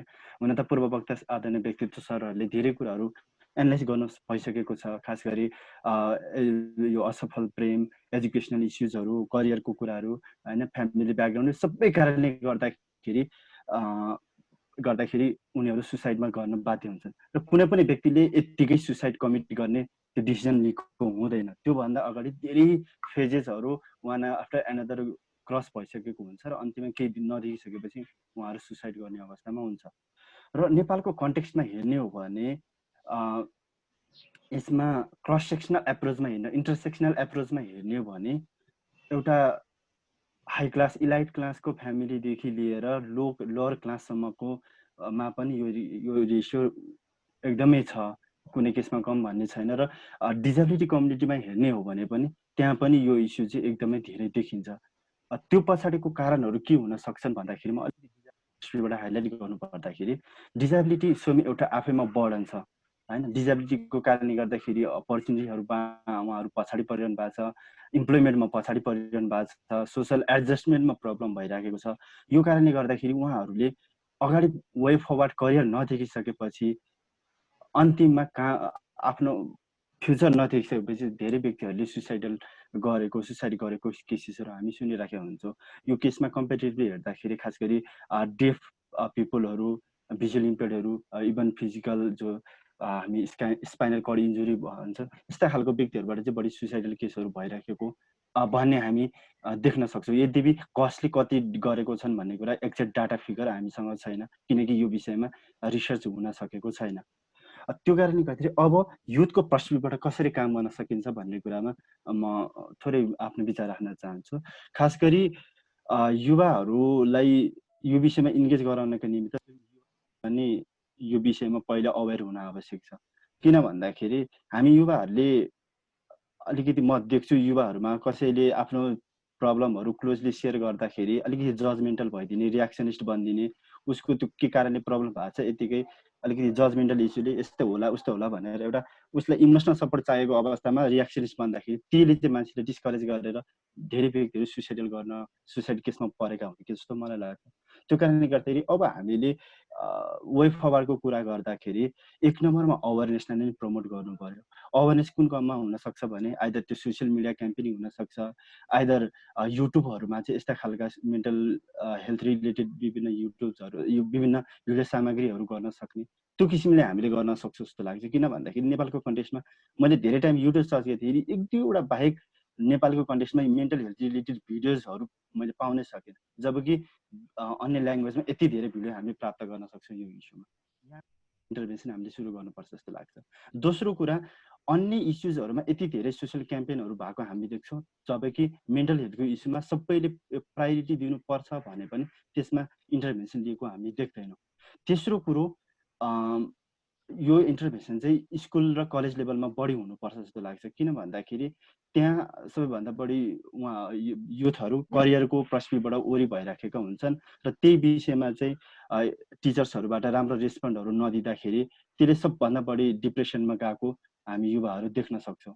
त्यस्तै गरेर यो मेन्टल हेल्थ रिलेटेड कुराहरू चाहिँ इभन इच इन्डिभिजुअलसम्म पुग्ने गरेर जुन अहिले हाम्रो टिएसओपीबाट जुन इनिसिएटिभ भइरहेछ यस्तो प्रोग्रामहरूलाई चाहिँ म्यासिभ वेमा हामीले लान सक्यो भने सायद त्यसले काम गर्न सक्छ होला। र डिजेबिलिटीको पर्सपेक्टिभबाट भन्दाखेरि पनि डिजेबिलिटी कम्युनिटीमा पनि यो किसिमका अवेरनेस प्रोग्रामहरू चाहिँ एक्सेसिबल वेमा उहाँहरूको एक्सेस टु इन्फर्मेसनको कुराहरू यो सबैमा ख्याल गऱ्यो भने सायद हामीले चाहिँ पिएफए होइन त्यसपछि काउन्सिलिङको कुराहरू यो लिटरेसी क्याम्पेनहरूलाई चाहिँ जोड दिन सक्यो भने सायद त्यसले हामीले भनेको मेन्टल हेल्थको प्रिभेन्सनमा सुसाइडल प्रिभेन्सनमा चाहिँ धेरै काम गर्न सक्छौँ जस्तो चाहिँ मलाई पर्सनली लाग्छ। Thank you sir. Okay, thank you Niraj, thank you Niraj Shrestha. अनि त्यसै गरेर कपिल शर्मा हो, कपिल शर्मा।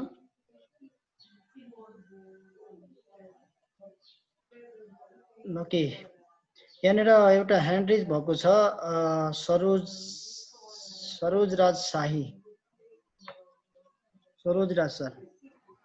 सम्पूर्णमा नमस्ते, म सरोज राज शाही कोटपुर बाँकेबाट। म मध्यपश्चिमाञ्चल विश्वविद्यालय स्कुल अफ ल वीरेन्द्रनगर सुर्खेतमा अध्ययनरत ब्याचलर्स गरेको एक कानुनको विद्यार्थी र यहाँ अघि नै व्यक्तित्वहरूले नै यहाँ धेरै कुराहरू भनिसक्नु भएको छ र म एक युवा भएको एक कानुनको विद्यार्थी भएको नाताले के भन्छु भने विभिन्न खालका यस्ता ट्रेनिङहरू आत्महत्याहरू अहिले विश्वमै हेर्ने हो भने र नेपालकै कन्टेक्स्टमा हेर्ने हो भने आत्महत्या एक मनोरोग पनि मानिन्छ यसलाई होइन। आत्महत्याले गर्दा विभिन्न खालका समस्याहरू पनि निम्तिएका छन् र मैले धेरै कुरा सुनिसकेँ, भनिसक्नुभयो अग्रज व्यक्तिहरूले विभिन्न खालका आर्थिक समस्या होइन, सामाजिक समस्या, समस्याले गर्दा विभिन्न यस्ता खालका समस्या निम्तिने गर्छन् भन्ने जस्ता कुरा गरिसक्नु भएको छ र म यसमा युवाहरूको भूमिका के त, युवाहरूलाई गर्नुपर्ने के त भन्ने कुरामा म हल्का जोड दिन चाहन्छु। र यस्ता यो टिएसओपी नेपालले विभिन्न खालका यस्ता अवेरनेस प्रोग्रामहरू रेज गरिरहेको छ, यसको लागि आभार तथा कृतज्ञता प्रकट गर्न चाहन्छु र आगामी दिनमा पनि टिएसओपी नेपालले विभिन्न खालका यस्ता प्रोग्रामहरू युवा वर्गलाई, युवा पिँढीहरूलाई यस्ता खालका अवेरनेस क्याम्पेनहरू अवेरनेस रेज गर्न सक्यो भने आगामी आउने दिनहरूमा यस्ता खालका समस्याहरू घट्दै जाने र विभिन्न खालका स्कुलहरूमा क्याम्पेनहरू रेज गर्न सक्यो भने suicide is not a solution होइन, यो एउटा समस्या होइन, यो एउटा समस्या हो, यो समाधान होइन जस्ता कुराहरूका एउटा अवेरनेस रेज गर्न सक्यो भने विभिन्न खालका यस्ता क्याम्पेनहरूले गर्दा मानिसमा कुनै परिवर्तन आउन सक्छ होइन। विभिन्न खालका समस्याहरूसँग लडिरहेका मान्छेहरूलाई पनि एउटा पोजिटिभ भाइब्स आउन सक्छ, इनर्जी आउन सक्छ, जसले गर्दा उहाँहरू होइन त्यो रोगसँग लडेर होइन सुसाइड गर्न बाध्य भएका मान्छेहरू त्यो रोगसँग लडेर अगाडि बढ्न सक्ने अवस्था पनि सिर्जना हुन्छ होइन। र अनि कुरा भयो, अर्को कुरा छ यस्ता पिएफए ट्रेनिङ जस्ता साइकोलोजिकल फर्स्ट एड जस्ता ट्रेनिङ, अनि त्यसपछि विभिन्न खालका ट्रेनिङहरूले गर्दा पनि कसरी के गर्ने त, युवाहरूको भूमिका के त। आज करिब हेर्ने हो भने युवाको जनसङ्ख्या हाम्रै नेपालमा हेर्ने हो भने युवाको जनसङ्ख्या आधै विदेशिएको छ र आधै विदेशिने क्रममा जारी छ। र यहाँ भएका आधा युवाहरू हेर्ने हो भने हामीले आधै युवा राजनीतिक झुन्डमा फसेको पनि देख्छौँ, कि राजनीति गरिरहेका देख्छौँ, तर यसका बारेमा बोलिदिने युवाहरू पनि कमै मात्रामा देख्छौँ। र यस्ता टिएसओबी नेपाल जस्ता यस्ता संस्था, विभिन्न खालका संस्थाहरूले यसका बारेमा क्याम्पेन रेज गर्यो भने युवा वर्गलाई, युवा पिँढीलाई अगाडि आउन र अहिले युवाहरूले गरिरहेको र आगामी आउने युवा पिँढीहरूमा पनि केही जनचेतना होइन यस्ता इनर्जीहरू यस्ता यसबारेमा क्याम्पेनहरू रेज गर्ने र यसबारेमा परामर्श दिइराख्यो भने विभिन्न खालका समस्याहरूसँग हामी इजिली लड्न सक्छौँ। र युवाले गर्यो भने सबै कुराहरू सम्भव छ जस्तो पनि लाग्छ। विश्वको मानचित्र, विश्वको इतिहासमा हेर्ने हो भने यति नै भन्न चाहे। हस्त धन्यवाद। Thank you so much. Very much, thank you. हाम्रो बिचमा भूपेन्द्र बडाल सर हुनुहुन्छ। Bhupendra sir, Bhupendra sir disconnect भइसक्नु भयो क्या है?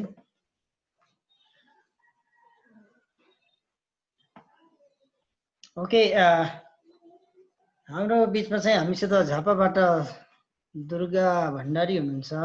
दुर्गाजी। हजुर सर, यस यस यस। सबैजनालाई नमस्कार। म दुर्गा भण्डारी, घर झापा। म चाहिँ अपाङ्गता भएको व्यक्ति हो। मेरो समस्या चाहिँ लो भिजन हो। म चाहिँ 2014 मा हाम्रो नरेन्द्र सरले नि नरेन्द्र सरबाट टिच भएर चाहिँ अहिले यहाँसम्म आएको हुँ। मलाई चाहिँ यो बारेमा थोरै युवाहरूको कुरा गरिरहँदा अघि थोरै निरजीले जोड्नुभयो अपाङ्गताको इस्युलाई जोडिरहँदा अझै मलाई के भन्न मन लाग्यो भने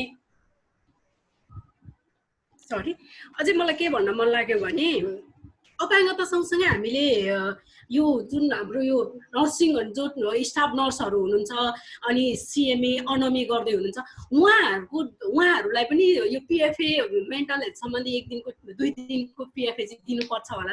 अहिलेको कन्डिसनमा हामी यो बन्दाबन्दीको समयमा क्वारेन्टिनमा अर्थात् आइसोलेसनमा बसेका व्यक्तिहरूलाई काउन्सिलिङ गर्न जाँदा चाहिँ उहाँहरूले के भन्नुहुन्छ भने सुसाइडको बारेमा चाहिँ कुरा नगरिदिनु है तपाईँहरूले, उहाँहरूसँग अरू सबै विषयमा गर्नु, सुसाइडको विषयमा चाहिँ नगरिदिनु भन्नुहुन्छ।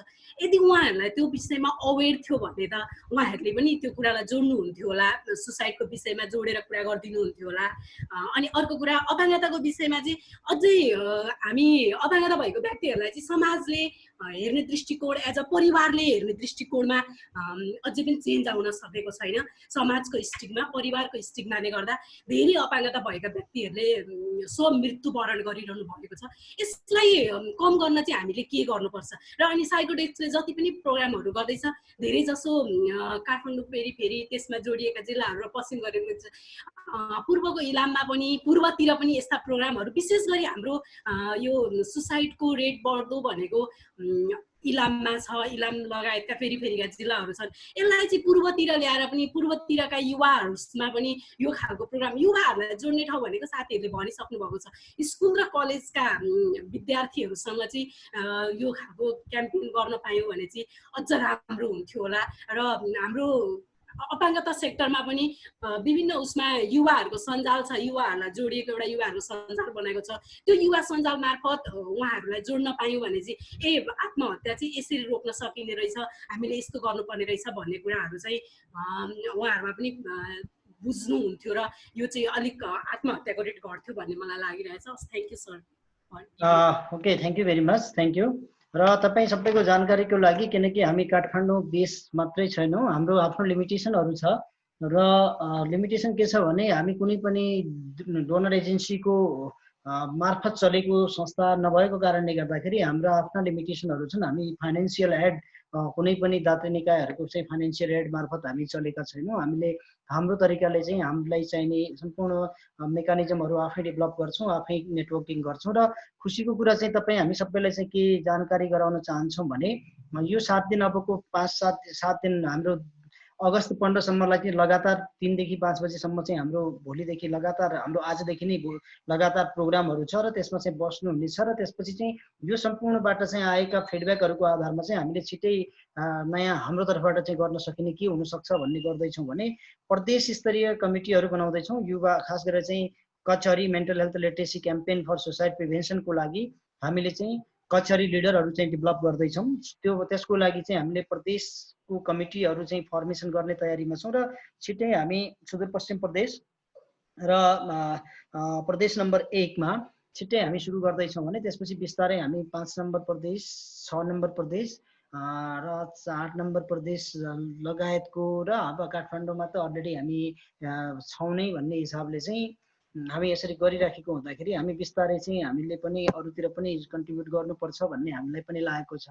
र हामीसित जति पनि अहिलेसम्म जति पनि साथीहरू जोडिनु भएको छ, जति पनि हाम्रो मुभमेन्टमा हुनुहुन्छ उहाँहरू पनि भलिन्टियरली नै काम गर्ने र हामीहरू पनि भलिन्टियर बेसमै काम गरिराखेको हुँदाखेरि चाहिँ हामीलाई पनि सोचे जस्तो चाहिँ आउटकम जतिको हुनुपर्ने हो नभएको हुँदाखेरि तपाईँ जस्तो युवाहरू जसरी अब सुर्खेतबाट जोडिनु भएको छ धेरै साथीहरू, त्यसै गरेर चाहिँ देशैभरिको डिफ्रेन्ट ठाउँबाट जोडिएको हाम्रो साथीहरूले चाहिँ आफ्नो लेभलबाट हामीले सहयोग गर्नको लागि इन्ट्रेस्टेड हुनुभयो भने we are here to equip you people कसरी हामीले सहयोग गर्न सक्छौँ भन्ने मैले सिम्पली अलि जानकारी गराएँ।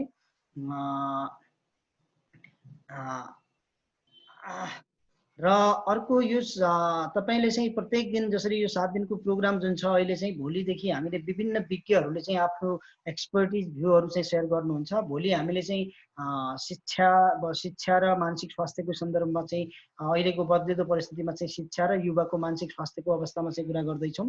पर्सि चाहिँ हामीले कार्यस्थलको वातावरण र मानसिक स्वास्थ्यको कुरा सन्दर्भमा कुरा गर्दैछौँ भने 11 तारिकमा चाहिँ हामी तपाईँको के भन्छ यो भलिन्टियरिजम र युवाको मानसिक स्वास्थ्य, भलिन्टियरिजममा इङ्गेजमेन्ट अफ युवाको इङ्गेजमेन्ट र मानसिक स्वास्थ्यको सन्दर्भमा चाहिँ कुरा गर्दैछौँ भने 12 गते चाहिँ हामीले अहिलेसम्म कन्टेन्ट फाइनल गरिसकेका छैनौँ भने 13 मा चाहिँ हामीले युवाको मानसिक स्वास्थ्य को च्यालेन्ज र अपर्च्युनिटिज के छन् नेपालमा भनेर चाहिँ हामीले युवा परिषदसितै सहकार्य गरेर चाहिँ गरिराखेका छौँ भने 14 मा चाहिँ हामी खास गरेर चाहिँ यो अपाङ्गता र मानसिक स्वास्थ्यको क्षेत्रमा चाहिँ हामीले अपाङ्गता र युवाको मानसिक स्वास्थ्यको अवस्थाको बारेमा कुरा गर्दैछौँ भने त्यसपछिको नेक्स्ट दिन चाहिँ हामी खास गरेर यो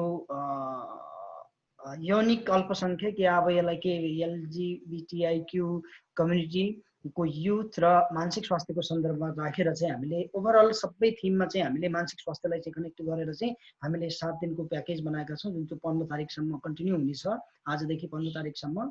सो द्याट तपाईँले चाहिँ हाम्रो लिङ्क मार्फत यस आज अलिक टेक्निकल इरर आएको छ, यो टेक्निकल इररलाई चाहिँ हामीले छिट्टै यसलाई ब्यालेन्स गर्ने गरी चाहिँ हामीले वर्क गरिराखेका छौँ र सम्भवतः भोलिदेखि चाहिँ यस्तो टेक्निकल इरर नआउला र भोलिकोमा चाहिँ तपाईँले डाइरेक्ट त्यो हाम्रो Facebook page the school of psychology नेपालको फेसबुक पेज मार्फत हामी चाहिँ तपाईँहरूको बिचमा चाहिँ सेयरिङ गर्ने नै छौँ भन्दै त्यो चाहिँ एउटा प्रश्न आएको थियो मलाई प्राइभेटली, त्यही भएर मैले चाहिँ यहाँनिर सेयर गरेँ यो कुरा भन्दै। अब हामीहरूसित चाहिँ जोडिनु भएको छ हाम्रो यो अलि टाढा भनेको चाहिँ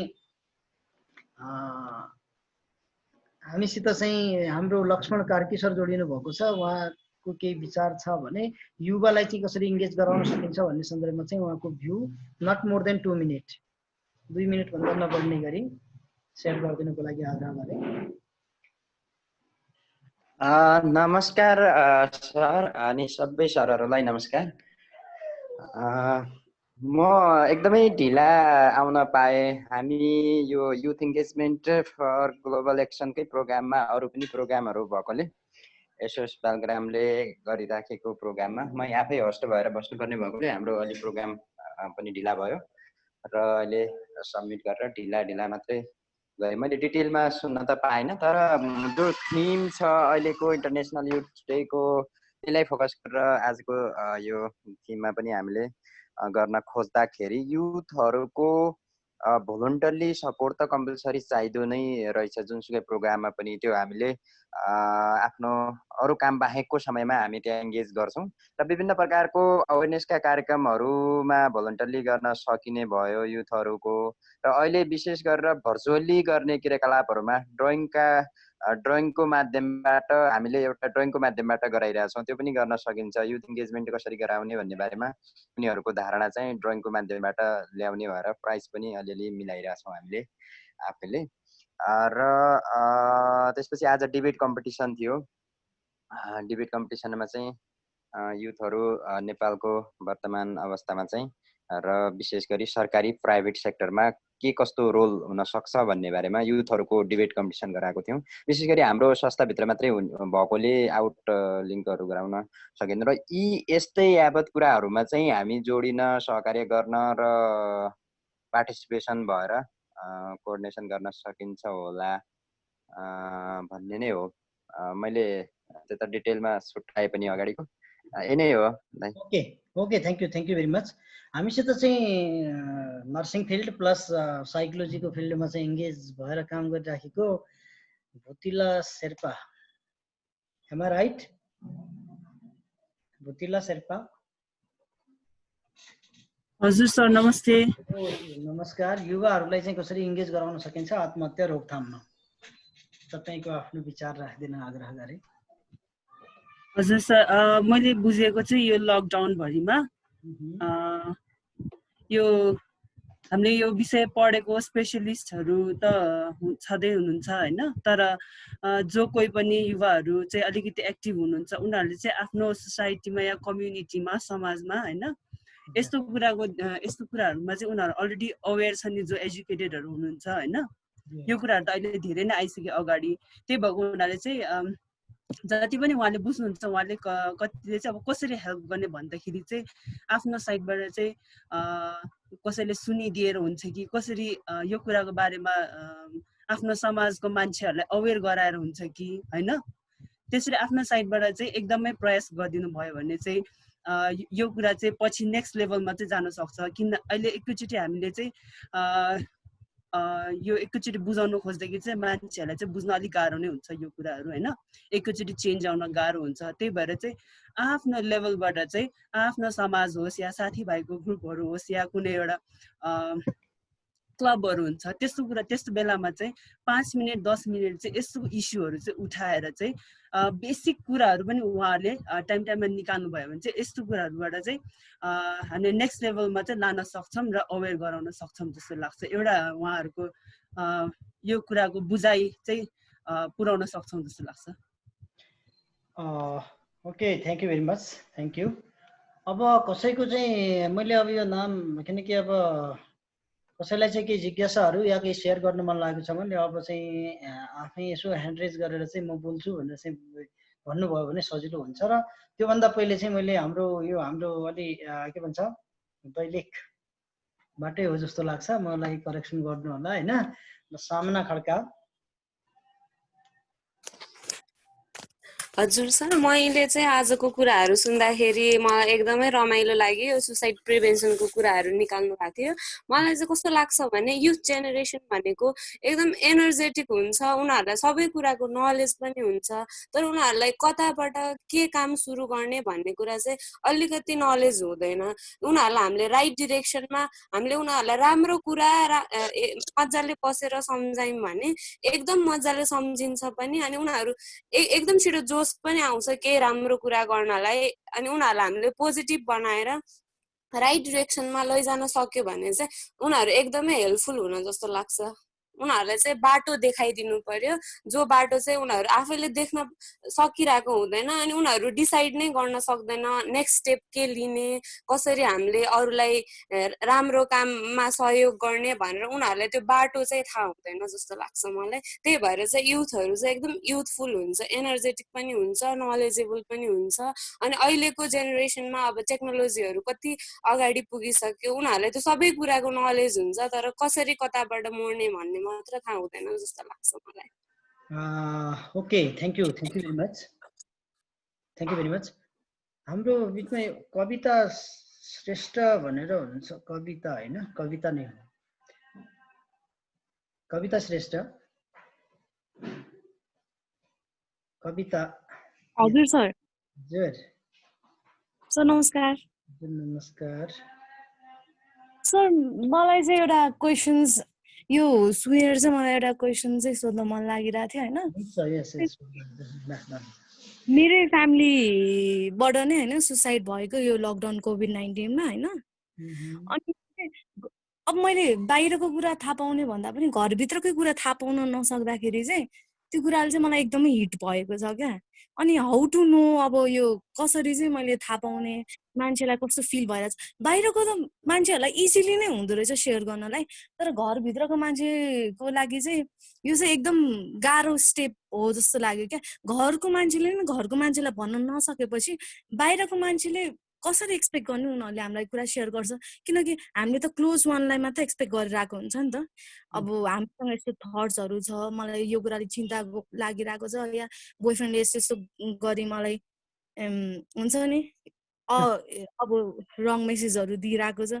अब यो कुरा घरभित्रकै एउटा दिदीले बहिनीलाई सेयर गर्न सकिरहेको छैन भने बाहिरको मान्छेलाई कसरी एक्सपेक्ट गर्ने, अब त्यो थाहा हुन्छ। उनीहरूको फ्रेन्ड्सहरूलाई पनि मेरो दिदीले गर्नुभयो सुसाइड होइन, उसको फ्रेन्ड्सलाई पनि केही पनि थाहा छैन भन्छ। अनि यस्तो कुराले त कस्तो अलि धेरै यो सिचुएसनमा चाहिँ अलि धेरै हिट भएको छु म त। कि कता हो कता हुन्छ नि, ब्ल्याङ्कै भएको छु क्या यो सिचुएसन्सले गर्दाखेरि। अनि सरहरू ओके, थ्याङ्क यू। साह्रै राम्रो प्रश्न राख्नुभयो, जुन चाहिँ अब घरभित्रको मान्छेले सेयर गर्न सक्दैन भने बाहिरकोले कसरी सेयर गर्न सक्छ भन्ने जुन तपाईँले भन्नुभएको छ, त्यो डेफिनेटली साह्रै असजिलो काम हो अरूको अगाडि सेयर गर्ने। किनकि हाम्रो कल्चरमा चाहिँ त्यस्तो प्रकारको चाहिँ सुन्ने सुनाउने मेकानिजममा अलिक काहीँ न काहीँ चाहिँ ग्याप हो कि जस्तो कहिले कहिले चाहिँ लाग्छ। र त्यस्ता धेरै के भन्छ त भन्दाखेरि त्यस्ता हाम्रो धेरै के छ त भन्दाखेरि हाम्रो स्किलहरू छन्, जुन स्किलहरू हामी प्रयोग गरेर चाहिँ अर्को व्यक्तिले तपाईँ हामीलाई चाहिँ सजिलो तरिकाले चाहिँ सुनाउने गर्छ। किनकि योसँग सम्बन्धित कुरा सुनिदिनुको लागि, किनकि जति पनि व्यक्ति आत्महत्याको जोखिममा हुने गर्दछ, काहीँ न काहीँ चाहिँ त्यो व्यक्तिहरूलाई या त्यस्ता व्यक्तिहरूमा मेरो कुरा कसैले सुनिदियोस् भन्ने चाहना हुन्छ। किनकि उनीहरूको कुरा कसैले नसुनेको कारणले गर्दाखेरि मलाई कसैले बुझ्दैन, मेरो कोही पनि छैन, म कसको लागि बाँचौँ भन्ने प्रकारको सोचाइहरू आउने भएको कारणले गर्दाखेरि उनीहरूका कुरा चाहिँ अलिक टेक्निकली, तपाईँ टेक्निकल भनेको चाहिँ एक्टिभ भएर मात्रै सुन्दैन, केही चाहिँदैन। जसरी धेरै ठुलो हामी जस्तो पिएचडी नै गर्नुपर्छ भन्ने छैन। सिम्पली तपाईँका जस्तो त्यस्ता दुःख अप्ठ्यारोमा परेको जुन व्यक्ति छ जस्तो तपाईँ हामीलाई लाग्यो, या केही सर्टेन सिम्टम्सहरू, साइन एन्ड सिम्टम्सहरू हुने गर्दछन्, त्यस्ता सिम्टम्सहरू चाहिँ कुनै व्यक्तिमा छ भन्ने जस्तो लाग्यो भने हामीले चाहिँ ओके, तिम्रो कुरा सुन्नुको लागि तिमी एक्लो छैनौ, म छु है भन्ने प्रकारले चाहिँ हामीले भन्न सक्यौँ भनेपछि त्यसले चाहिँ धेरै हदसम्म चाहिँ आत्महत्या रोक्न चाहिँ सहयोग गर्न सक्छ भन्छ। त्यही भएर चाहिँ जसरी तपाईँको एउटा सिम्पल इक्जाम्पल दिन्छु, अस्ट्रेलियामा आर यु ओके भन्ने क्याम्पेन चलाएको छ क्या। भनेको चाहिँ तपाईँलाई ठिक छ भन्ने प्रकारको चाहिँ मात्रै सोद्धा पनि आत्महत्याको जोखिम चाहिँ घट्न सक्छ भन्ने भने जस्तै। त्यही भएर चाहिँ जसरी हामीले पनि के सोच्छौँ त भन्दाखेरि, किनकि हामी चिया गफमा या त्यस्तो इन्फर्मल कचहरी या त्यस्तो बसेको बेलामा चाहिँ हामीले राजनीतिका कुरा धेरै गर्छौँ, अरू कुराहरू गर्छौँ, तर मानसिक स्वास्थ्य या मानसिक मेन्टल वेलबिङका कुराहरू हामी खासै कहिले पनि नगर्ने भएको कारणले गर्दाखेरि हाम्रो चाहिँ के त भन्दाखेरि हामीले Kachahari mental health literacy campaign for suicide prevention भनेर चाहिँ हामीले यो जुन इन्फर्मल टक छ, इन्फर्मल टकमा चाहिँ जसरी हामीले अरू बेलामा चाहिँ कुनै नेताको बारेमा या कुनै राजनीतिक गफहरू गर्छौँ, त्यस्तै तरिका चिया खाने बेलामा, चिया पिउने बेलामा मात्रै हामीले मानसिक स्वास्थ्यको बारेमा मात्रै कुरा गर्न थाल्यौँ भने पनि सम्भवतः सर्टेन समयपछि चाहिँ चेन्ज हुन सक्छ भनेर चाहिँ हामीले क्याम्पेनको रूपमा चाहिँ हामीले Kachahari mental health literacy campaign भनेर चाहिँ सुरु गरेका छौँ। र तपाईँ यो फिल्डमा या यसमा चाहिँ कसरी कन्ट्रिब्युट गर्न सकिन्छ भन्ने सहयोग गर्न तयार हुनुहुन्छ, चाहनुहुन्छ भने हामीले चाहिँ 2 दिने एउटा ट्रेनिङ गर्छौँ। त्यो ट्रेनिङमा चाहिँ हामी के सिकाउँछौँ त भन्दाखेरि कसरी सुन्ने त अरूको कुरा भन्ने प्रकारले चाहिँ सुन्ने भएको कारणले गर्दाखेरि तपाईँले चाहिँ धेरै हदसम्म चाहिँ त्यस्तो जानकारीहरू पाउनुहुनेछ र त्यसपछि चाहिँ तपाईँले आफ्नो क्षेत्रमा चाहिँ कन्ट्रिब्युट गर्न सक्नुहुनेछ। त्यो चाहिँ धेरै गाह्रो काम, असजिलो चाहिँ छ, तर धेरै असम्भवै चाहिँ होइन, सजिलो तरिकाले चाहिँ हामीले कन्ट्रिब्युट गर्न सक्छौँ र त्यस्ता व्यक्तिहरूले खुलेर हामीसित आरामले सेयरिङ गर्नुहुन्छ। किनकि त्यो हाम्रो एक्सपिरियन्सले पनि भन्छ र रिसर्चले पनि त्यही भन्छ। हाम्रो पछिल्लो म 2001 देखि कुनै न कुनै कारणले कुनै न कुनै तरिकाले चाहिँ आत्महत्या रोकथामको सन्दर्भमा चाहिँ कनेक्टेड भएर अहिलेसम्म 2020 सम्म पुग्दासम्म करिब 18-19 वर्षको मेरो जुन आफ्नो पर्सनल बुझाइ छ त्यसले गर्दाखेरि पनि हामी आत्महत्याको जोखिमलाई चाहिँ कम गर्न सक्छौँ जस्तो लाग्छ। यस, थ्याङ्क यू। ओके, करिब करिब अब कसैको केही जिज्ञासाहरू या केही प्रश्नहरू छ भने हामी राख्न सक्छौँ। र हजुर, मलाई अझै एउटा क्वेसन छ हैन। हजुर, अब हामीले यो सुसाइड प्रिभेन्सनको बारेमा हामीले युथहरूले बुझ्यौँ नि, अहिले जति पनि बुझ्यौँ नि, अनि यो चाहिँ हामीलाई कस्तो हुँदो रहेछ भन्दा म अब 1-2 जना मेरो साथीहरूलाई पनि मैले सोधिहेरेको हैन। अब यो सुसाइड प्रिभेन्सनको बारेमा हामीले जति बुझे नि त्यति नै अब त्यो सुसाइड थट्सहरू केही नराम्रो भए पनि आउने रहेछ क्या। अनि यो प्रिभेन्सनको बारेमा मैले बुझेको हो कि यो आफैलाई नै अवेर गराएको हो, सुसाइड केही नराम्रो भयो भने यस्तै। अनि यो चाहिँ मलाई कति धेरै क्वेसन आयो कि मलाई मात्रै होइन अरूलाई पनि त्यस्तो भएको रहेछ। अनि तपाईको त्यो जुन स्टेटमेन्ट भन्नुभयो नि, म चाहिँ अलि पार्सियली एग्री छैन त्यहाँसित, तपाईँको त्यो स्टेटमेन्टसित। किनकि यदि कुनै व्यक्तिलाई चाहिँ म सुसाइडको बारेमा चाहिँ जानकारी प्राप्त भएर आत्महत्याको जोखिम बढ्छ भन्ने लाइनमा चाहिँ तपाईँले बोले जस्तो लाग्यो, अलिअलि बेला बेलामा चाहिँ त्यस्तो थटहरू आउँछ थाहा भएर भन्ने लाग्यो। तर त्यो अहिलेसम्मको जति पनि रिसर्चहरू भएको छ र हाम्रो पर्सनल अनुभवले, किनकि मैले यो बिचमा चाहिँ करिब करिब 30-40 जनाको जीवनमा चाहिँ ट्रान्सफर्मेसन ल्याउने काममा चाहिँ सहयोग गरे होला यो आत्महत्याको जोखिमको हिसाबले। र मेरो पर्सनल बुझाइमा र या हाम्रो काम गर्ने क्रममा र हाम्रो चाहिँ रिसर्चले पनि त्यो स्टेटमेन्टलाई चाहिँ कहीँ पनि सपोर्ट नगरेको हुँदाखेरि तपाईँको त्यो स्टेटमेन्टसित म अलिअलि एग्री छैन। किन एग्री छैन त भन्दाखेरि कुनै पनि व्यक्तिलाई चाहिँ आत्महत्याको बारेमा जानकारी गराएर उसले चाहिँ आत्महत्याको जोखिम कहिले पनि हुँदैन। किनकि आत्महत्याको प्रयास भनेको क्राइङ फर हेल्प हो। अल्टरनेट केही नमिल्दाखेरि अल्टरनेट खोज्ने चाहना सहित त्यो व्यवहारको मोटिभ हुने गरेको कारणले गर्दाखेरि, जसरी हाम्रो गाउँघरमा एउटा स्टेटमेन्ट भनिन्छ नि, डुब्तेको तिन्केका सहारा भन्नाले चाहिँ डुब्ने बेलामा चाहिँ कहिले कहिले चाहिँ त्यो तिनका भनेको चाहिँ सानो आशाले पनि सहयोग गर्न सक्छ भने जस्तै त्यस्ता व्यक्तिहरू तिम्रो कुरा सुन्ने म छु या तिमीले यसरी सहयोग गर्नु, यसरी चाहिँ यस्तो अवस्थामा चाहिँ तिमीले यसरी सहयोग लिनुपर्छ भन्ने कुराको बारेमा जानकारी भयो भने आत्महत्याको रिस्क चाहिँ बढ्दैन भन्ने भएको हुँदाखेरि चाहिँ म अलिक त्यहाँनिर तपाईँलाई चाहिँ तपाईँसित म एग्री छैन।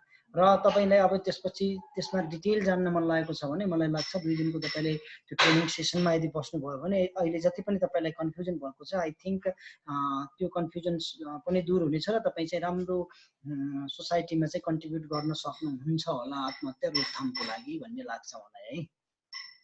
Thank you. ओके, अब करिब करिब हामी हाम्रो निर्धारित समय 3:45 को नजदिक पुगिसकेका छौँ र कसैको केही जिज्ञासाहरू छ भने विदिन 2 मिनटमा चाहिँ हामी राख्नेछौँ या केही जिज्ञासाहरू तपाईँको कसैको केही छ भने। र म सबैलाई के भन्न चाहन्छु भने आत्महत्या कसरी कम गर्ने त, टिन सुसाइड प्रिभेन्सन कसरी गर्न सकिन्छ भनेर चाहिँ हामी 12th यो वर्षको चाहिँ इङ्गेजमेन्टको बारेमा, किनकि आज त तपाईँको भ्यू लियौँ हामीले र हामी 12 तारिकमा चाहिँ 12 अगस्तमा चाहिँ यसको बारेमा चाहिँ अलि बहस डिटेलमा चाहिँ कुराकानी गर्नेछौँ। केही साइकाट्रिस्ट र साइकोलोजिस्टहरूको साथमा चाहिँ हामीले एक्सपर्टिज सेसनहरू सहित आउनेछौँ। त्यो भएको कारणले गर्दाखेरि 12 तारिकमा चाहिँ जोइन गर्नको लागि चाहिँ हामी आग्रह गर्दछौँ। र भोलिदेखिका सम्पूर्ण प्रोग्राममा चाहिँ मेन्टल वेलबिङ कसरी प्रमोट गर्न सकिन्छ युथहरूको भन्ने नै भएकोले यो सम्पूर्ण प्रोग्राममा चाहिँ जोइन गरिदिनुको लागि र हाम्रो Facebook page the school of psychology नेपालको फेसबुक पेज या साइकडेक्स फाउन्डेसनको फेसबुक पेज मार्फत चाहिँ तपाईँले हाम्रो अपडेटहरू चाहिँ पाउनुहुनेछ।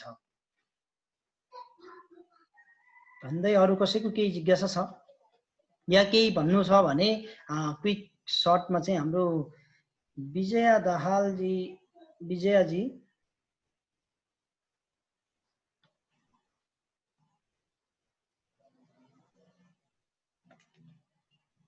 हेलो,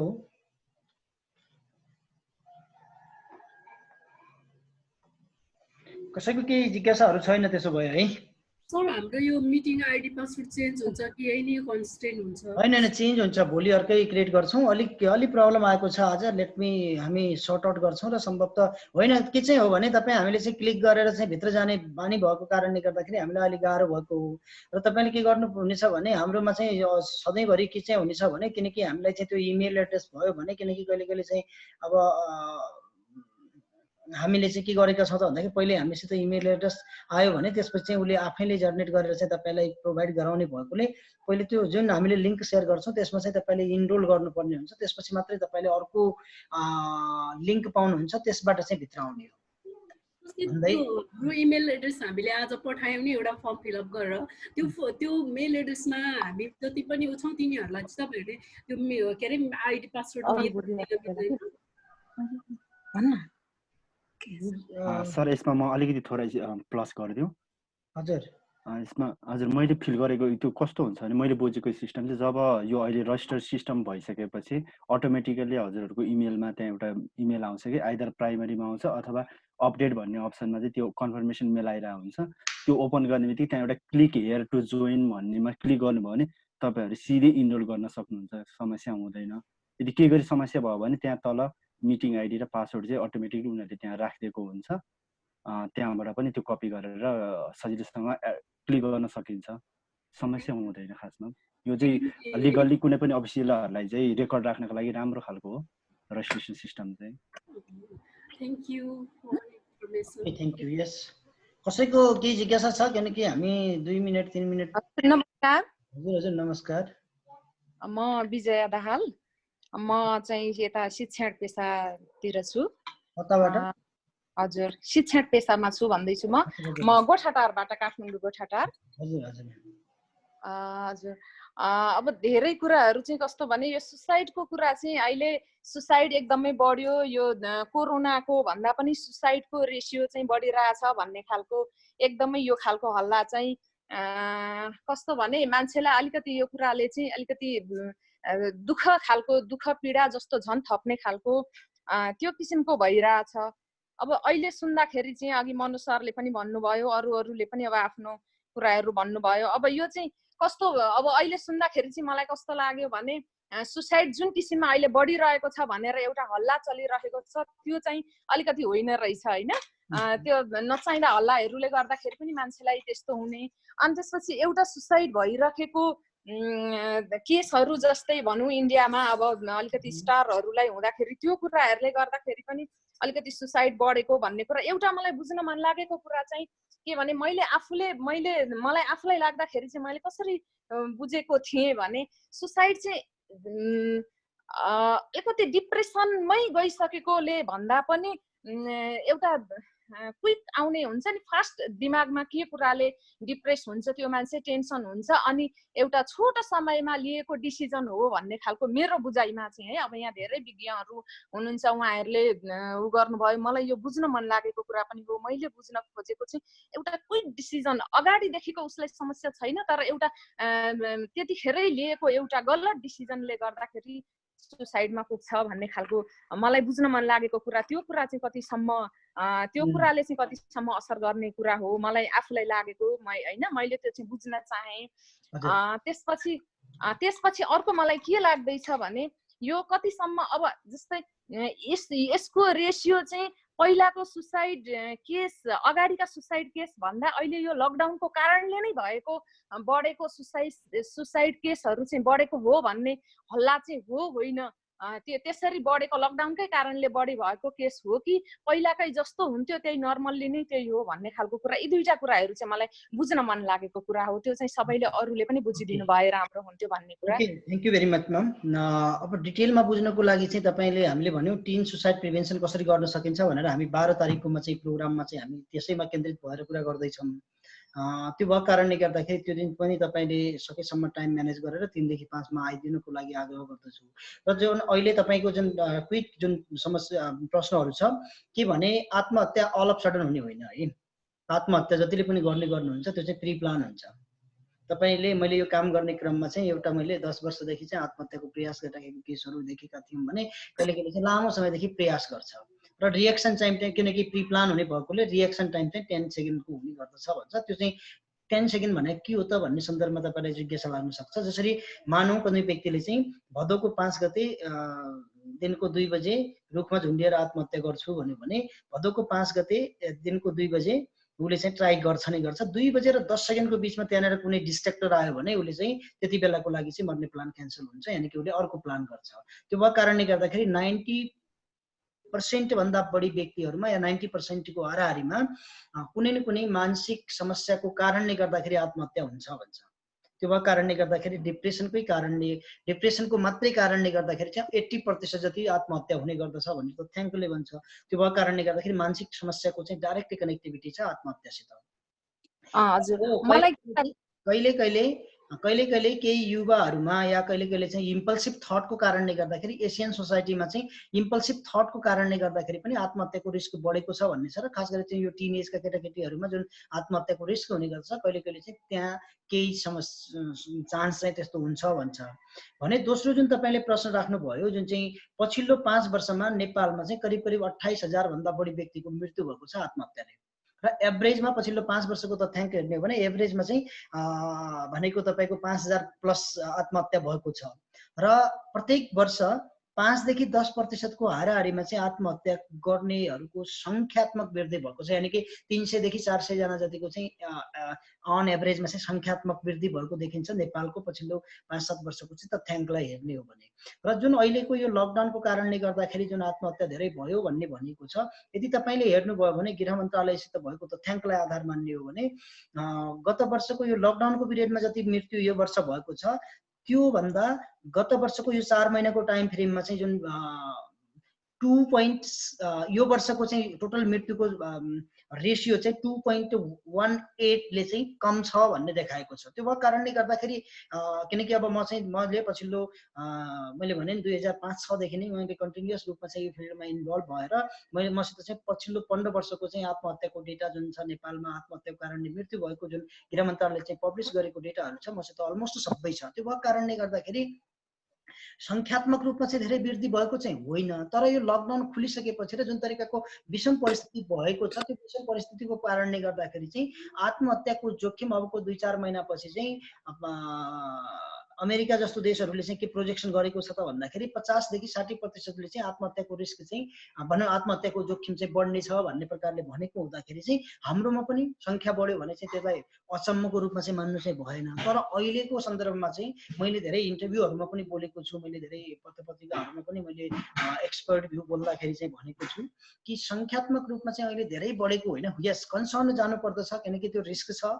र अहिले चाहिँ केही सर्टेन तपाईँले हिमाल खबर पत्रिकामा हेर्नुभयो भने त्यहाँ चाहिँ एउटा न्युज कभर गर्नुभएको छ, स्टोरी कभर गर्नुभएको छ। त्यो स्टोरीमा चाहिँ सम्भवतः हामीले भनेको एक्सपर्ट भ्यूहरू पनि छ र त्यहाँनिर चाहिँ हामीले सकेसम्म चाहिँ के हो त यो इस्यु भन्ने सन्दर्भमा चाहिँ डिटेलमा भन्ने प्रयास गरेका छौँ। त्यो भएको कारणले गर्दाखेरि काहीँ न काहीँ आत्महत्याको जुन यो जोखिम बढेको छ या संख्या धेरै बढ्यो या संख्यात्मक हिसाबले चाहिँ अब कोरोनाले गर्दाखेरि चाहिँ तपाईँको के त भन्दाखेरि टोटल 60-65 जनाको जतिको मृत्यु भएको छ भने हाम्रो कोभिड-19 के भन्छ हाम्रो सुसाइडले गर्दाखेरि चाहिँ यो 4 महिनामा चाहिँ 2200-2300 जना कतिको मृत्यु भएको छ। त्यो भएको कारणले गर्दाखेरि किनकि पहिले पनि प्रत्येक दिन करिब चाहिँ 15.84% जति व्यक्ति 15.84 जना व्यक्तिको मृत्यु हुने गर्दथ्यो प्रत्येक दिन भने अहिले पनि त्यही 16 जनाको हाराहारीमा भएको छ भने चाहिँ स्वाभाविक रूपमै वृद्धि भएको हो, त्यो चाहिँ अचम्म भएको चाहिँ होइन।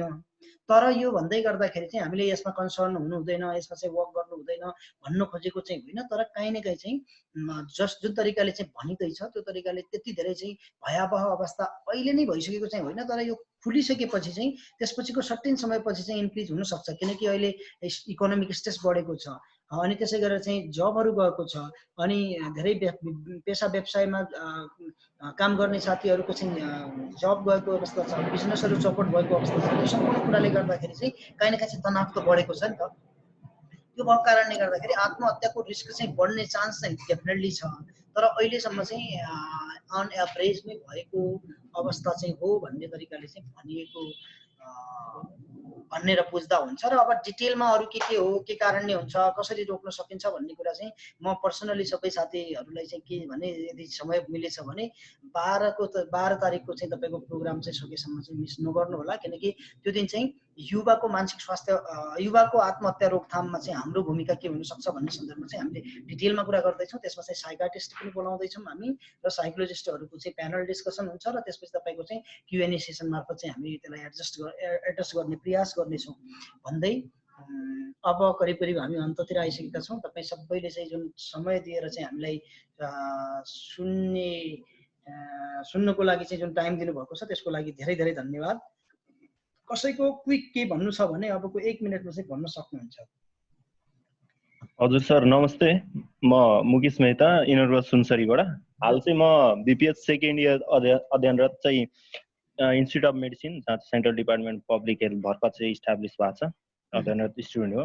मैले चाहिँ खासमा कुरा चाहिँ के लाग्यो भने एउटा जिज्ञासा नै राख्न चाहन्छु म। अघि मैले हजुरको प्रेजेन्टेसन हेर्दा पनि तपाईँले विभिन्न सेक्टरका हेल्थ वर्करहरू अनि विभिन्न फिल्डका स्टुडेन्टहरू इस्टाब्लिस गरेर या कि मोबिलाइज गरेर चाहिँ हामीले सुसाइड प्रिभेन्ट गर्न सक्छौँ, एवारनेस गर्न सक्छौँ। तर चाहिँ मलाई एउटा कुरा जिज्ञासा लाग्यो, हामीले जति पनि अब थ्योरिटिकल या कि प्र्याक्टिकल नलेज लिँदा चाहिँ हामीले पब्लिक हेल्थका स्टुडेन्ट चाहिँ फर्स्ट अफ अल चाहिँ गएर कम्युनिटीमै भिज्ने र कम्युनिटी वर्कहरू गर्ने हुँदा चाहिँ खासमा कतिको इम्पोर्टेन्स छ त पब्लिक हेल्थका स्टुडेन्टको लागि यो सुसाइड प्रिभेन्सन केसहरूतिर चाहिँ आफूले कतिको मोबिलाइज गर्न सक्छन्, उनीहरूको योगदान कति छन् भन्ने कुरा चाहिँ म अलिकति अनअवेयर भए यहाँबाट चाहिँ हेर्दा यसो। सो मलाई अलिकति यसबाट चाहिँ स्पष्ट पारिदिँदा चाहिँ अलिकति मेरो लागि चाहिँ राम्रो हुन्थ्यो। Okay, thank you very much sir. तपाईँले राखेको किनकि हामीले डेफिनेटली तपाईँले भने जस्तो किनकि सबैभन्दा नजदिकबाट चाहिँ हेल्थको फिल्डमा या पब्लिक हेल्थ किनकि यो आत्महत्याको जुन इस्यु छ पब्लिक हेल्थको कन्सर्नको विषय हो र आत्महत्या रोकथामको चाहिँ काम एउटा मात्रै व्यक्तिले गर्न सक्ने होइन, यो होलिस्टिक एप्रोचबाट गर्न सकिने हो र डेफिनेटली तपाईँको पब्लिक हेल्थको स्टुडेन्टहरूको चाहिँ धेरै ठुलो महत्त्वपूर्ण भूमिका छ र हामीले यहाँनिर अहिले हाम्रो समयको पाबन्दीले गर्दाखेरि खासै हामीले कुरा गरेनौँ र हामीले चाहिँ अहिले तपाईँहरूको youth association Nepal health development organisation भनेर चाहिँ एउटा संस्था छ र त्यो संस्थासित चाहिँ हामीले युवाहरू नै हुनुहुन्छ पब्लिक हेल्थबाट चाहिँ पास आउट भएर आउनुभएको छ, उहाँहरूले चाहिँ इनिसिएसन लिनुभएको छ। त्यो संस्थाको लागि चाहिँ हामीले पब्लिक हेल्थको इस्युमा चाहिँ कसरी मेन्टल हेल्थको कम्पोनेन्टलाई गर्न सकिन्छ भनेर त्यो संस्थासित चाहिँ हामीले भर्खरै एमओयू गर्ने तयारीमा छौँ र सम्भव किनकि हामीले पब्लिक हेल्थको साथीहरू किनकि हामीसित ट्रेनिङहरूमा आउनुहुन्छ धेरै जसो चाहिँ जुन उहाँहरूको महत्त्वपूर्ण भूमिका छ, उहाँहरूको भूमिकालाई र काहीँ न काहीँ चाहिँ ग्याप छ र त्यो ग्यापलाई कसरी फुलफिल गर्न सकिन्छ भनेर चाहिँ हामीले एक दुईवटा इभेन्टहरू पहिले पनि गरेका छौँ भने अहिले चाहिँ अब इन्टेन्सिभ तरिकाले लसरी यसरी भएन भनेर चाहिँ त्यो युवा सङ्गठनले चाहिँ संस्थाले चाहिँ हामीसित चाहिँ सहकार्य गर्ने भनेर चाहिँ एमओयू चरणमा छ र हामी तपाईँले भने जस्तो महत्त्वपूर्ण भूमिका छ र सजिलै तरिकाले चाहिँ हामी के गर्न सक्छौँ त भन्दाखेरि सँगै मिलेर चाहिँ आत्महत्याको रिस्कलाई चाहिँ गर्न सक्छौँ किनकि व्यक्ति र प्रत्येक हेल्पलाइनको रूपमा चाहिँ काम गर्न सक्छौँ भन्ने भनिन्छ। हेल्पलाइनको रूपमा चाहिँ हामी काम गर्न सक्छौँ यो सुसाइड प्रिभेन्सनको लागि र आई होप तपाईँको जिज्ञासा अलिअलि केही तपाईँले सोचेको लाइनमा भयो भएन थाहा छैन र जे होस् महत्त्वपूर्ण चाहिँ छ है। Thank you so much sir. Okay, thank you very much.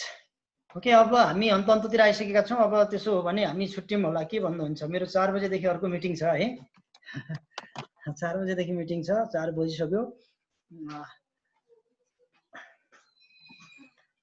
र सबै सर म्यामहरूले चाहिँ जुन समय दिनुभयो त्यसको लागि धेरै धेरै धन्यवाद र स्पेसली हाम्रो प्रकाश सर बिहान के भन्छ हाम्रो इनिसियलदेखि अहिलेसम्म चाहिँ हामीसितै बसेर चाहिँ सहयोग गर्नुभयो त्यसको लागि धेरै धेरै धन्यवाद र भोलि दिउँसो 3 बजेदेखि 5 बजेको बिचमा चाहिँ हामी नयाँ एपिसोडका साथ चाहिँ तपाईँहरूको बिचमा चाहिँ अहिलेको वर्तमान परिस्थितिमा चाहिँ शिक्षा र त्यसले चाहिँ युवाहरूमा पारेको चाहिँ मानसिक स्वास्थ्यको असरको बारेमा चाहिँ हामी भोलिको एपिसोडमा चाहिँ कुरा गर्दैछौँ र 2 जना चाहिँ विज्ञहरूको साथमा चाहिँ हामी आउनेछौँ भन्दै अहिलेलाई चाहिँ हामी बिदा हुन्छौँ। हस्त नमस्ते।